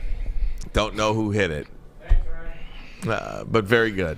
Yankees got a shutout today. Yankees 5-0. What was that? Yankees won 5-0. Yeah, over the 5-0. Giants. Big win for Garrett Cole. Home run for Aaron Judge. That's crazy. Garrett Cole, 11 Ks. Shout out to Fletcher. Well, he had 10 in the first 4 innings or something. Hey. He had 11. Doesn't matter how he got there. Hater. But talking about that Russell Wilson thing, people don't really understand how much it bothered him from this point, too. Like the whole kind of ideology behind what his brother Moa came up with, because they came up with it kind of together. This is the year he meets him in 2012. Is the year he starts this, this way of thinking, and he becomes a guy. He becomes a motivational guy. It's never let a negative thought enter your mind. Never address the negative. Always the positive. Always find a way. So you're always trying to find the positive in the negative, and you're not acknowledging the negative. I don't know how sustainable this is, but it seemed to be sustainable for the first 10 years or 11 years of his career. And now that he dies, and now this nothing but negative, it really, really, really, really destroyed his mental last year. I mean, this is something that he's been putting together since 2012, and then in the span of a year, it just crumbles. Should we vote on? Should we bet on him for comeback player of the year? I think the Denver Broncos are a sneaky pick to win the AFC. I'm talking about Russell. Yeah, that would be. That would be a good one. Well, yeah, if they win the AFC, he fell off a cliff. Yeah, He fell off a cliff. You're absolutely correct. No doubt. Most improved. Did you have a Russell Wilson jersey at all when you were? No, you never got one. I saw you had a Herschel Walker jersey though. Oh man, don't get me started about the dude. So yeah, I'm heavy into. Look at that. So Herschel Walker. So is that a Georgia uniform? That's Georgia. Wow. That's a Heisman Trophy winning jersey. So the story behind that is I think JB sends in a lot of stuff. I love it. He's sending something said, which jersey do you own that you wish you could give back or bro? Here you go. What sports jersey do you own that you regret buying? By the way, I know Ryan Lee for some programs that we were in together. He tweeted back on this picture and said, I got a couple of those, but I was paid $41 million to wear them. Does that count? So Ryan Lee for the win. No doubt. On the comment on that. And he's in such a great space. We got to get him. I fight 100%. I've been reaching out to him. He always reaches back. He's just busy right now. But anyway, that Herschel Walker jersey was the one I said I'd give back. Because his comments when he was running for Senate, they're unforgivable. What did he say? Unforgivable, man. Unforgivable. He put his foot in his mouth many times. You could leave it. Thank you. Many times. Many times. Fair enough. And he still almost won. I didn't follow the. The guy won from Pennsylvania. And, I know. He can't even speak. Hey, just know this: if this was the Dave Chappelle, the racial draft, we would have been giving his ass up. We would have been giving his ass up. Oh God! Like the black delegation no longer. Herschel was one of my faves. He played for my New Jersey Generals. And Vince Dooley or whatever. Like he's an amazing player, right. But it's off the field stuff. It is interesting how we view people's accomplishments on the field when you know what their political beliefs are too. Now I don't mind his political sense. It's just like he's an idiot. Yeah. Like, he's a complete. There's one. I don't care who you vote for, it's who you vote for, but don't be an idiot about it. I don't like idiots. Right. Like, there's still fans of OJ out there. You're looking at him too soon. He loves OJ. You're looking at him. Do you think what's OJ it gonna take for you to not be a fan of OJ Simpson? No, OJ didn't do it. No. It was his son that did it. I don't know who did it, but took the fall. OJ didn't do it. It was OJ's son, and he took the fall for it. He could have. That's part of the rumors. What? I tell you like this, man. Part of the rumors. Hey, I tell you like this. I agree with the other side on this one. We're all one team here, Braylon. Except man, like you gotta watch that ESPN 4-part story, man. Like it's. OJ did that stuff, man. I've watched it all. I've watched it all. You said what? I've watched everything. I feel you, but you still watched it from like a space of OJ won the Heisman in '68. I watched it from a space like, did they make a mistake? Hey man, he went over 2,000 yards against the Jets at Shea. And this is why I love athletes. If you have success, you can always overcome something. The game was blacked out in New York. I couldn't even watch it. But I had to listen to Marty Glickman. But see, that's why as an athlete, you better if you do something bad, you better do it while you're still playing. Because like you can look at Ray Lewis. Look at Ben Roethlisberger. Ray Lewis. Like, you can overcome it, but when you stop playing on the field and the court and you do something wrong, it's a wrap. I watched Bullies of Baltimore again last night because my wife wanted to see a little again. And I mean, he was going to go to jail. He was going to jail right after the Super Bowl. I remember it. Right before the Ravens won their Super Bowl, and he got out. He got away. Hey, Maz. Yeah, bud. You gonna get any turkeys tonight? I hope I get 4 turkeys in a row. What do you call 4 turkeys? A 4-bagger? A 4-bagger. 4-bagger. 4 strikes in a row. You call it a 4-bagger. 4 turkeys in a row would be a 300 game. Well, right. Okay. So a turkey is 3 strikes, and what do you call 4 strikes? A 4-bagger or a ham bone. Ham bone. That's what I'm looking for. There you go. Ham bone. A ham bone. When are you going to take me to your bowling alley? He doesn't go. He don't know where it's at. Maybe tonight. You want to go tonight? I'm bowling. Oh, son of a gun. Can't do it tonight. We'll do it again soon. Bray, get us out of here. I want to go to Ninja. Another great show. Dré Bly, we really appreciate you coming on. We'll be talking to Dré Bly a couple more times throughout the year and kind of see where their pace is at. Go watch the Tigers. I mean, I think they're going to lose, but hey, it's our team. Go support them. Why not? Why not support them? Why not? Why wait? For Eduardo Rodriguez still on the team? Austin Meadows 2 for 2. Oh, there we go. Look at that. Ryan Lentz. Look at that. Anyway, here you go. Here's a double play. Miguel Cabrera off the bat. All right, he was first pitch swinging last time. He's a beaut. He looked good coming in though. He was in shape. He's in the best shape of his life. I have no emotional attachment to Miguel Cabrera. I got nothing. I have no emotional attachment to him. I just don't. I'm with you. I mean, I'm so with you. Hey. I love when you say it. You don't look to the right when you say it. You don't look over there. I have no emotional attachment. You don't look at Fletch is gonna beat me up if I say that. So all right, gang, break. Goodbye. I gotta go take a nap. We gotta start doing this at the end, man. We love you guys. Appreciate the support as always. WoodwardSportsNetwork.com. We are Ermanni Edwards with Maz, and we will see you for the final day of the week tomorrow. Fill in the blank Friday. Fill in Oh, the blank fill Friday. it in. Hey, you got clown emoji. Clown. There it is. We'll see you guys later. We're out of here. Love Woodward Sports? Love wearing clothes? Then you should be wearing Woodward Sports clothes. Check out our full line of merch at woodwardsports.com. Just click on Shop. We have all your favorite designs, like Dan Campbell kneecaps, Beverly Hills Golf, Woodward Golf, and of course, our own logoed out merchandise. Men, women, infants, kids all love Woodward Sports. Impress your friends. Impress your boss. Impress your dog. Buy Woodward Sports merch today.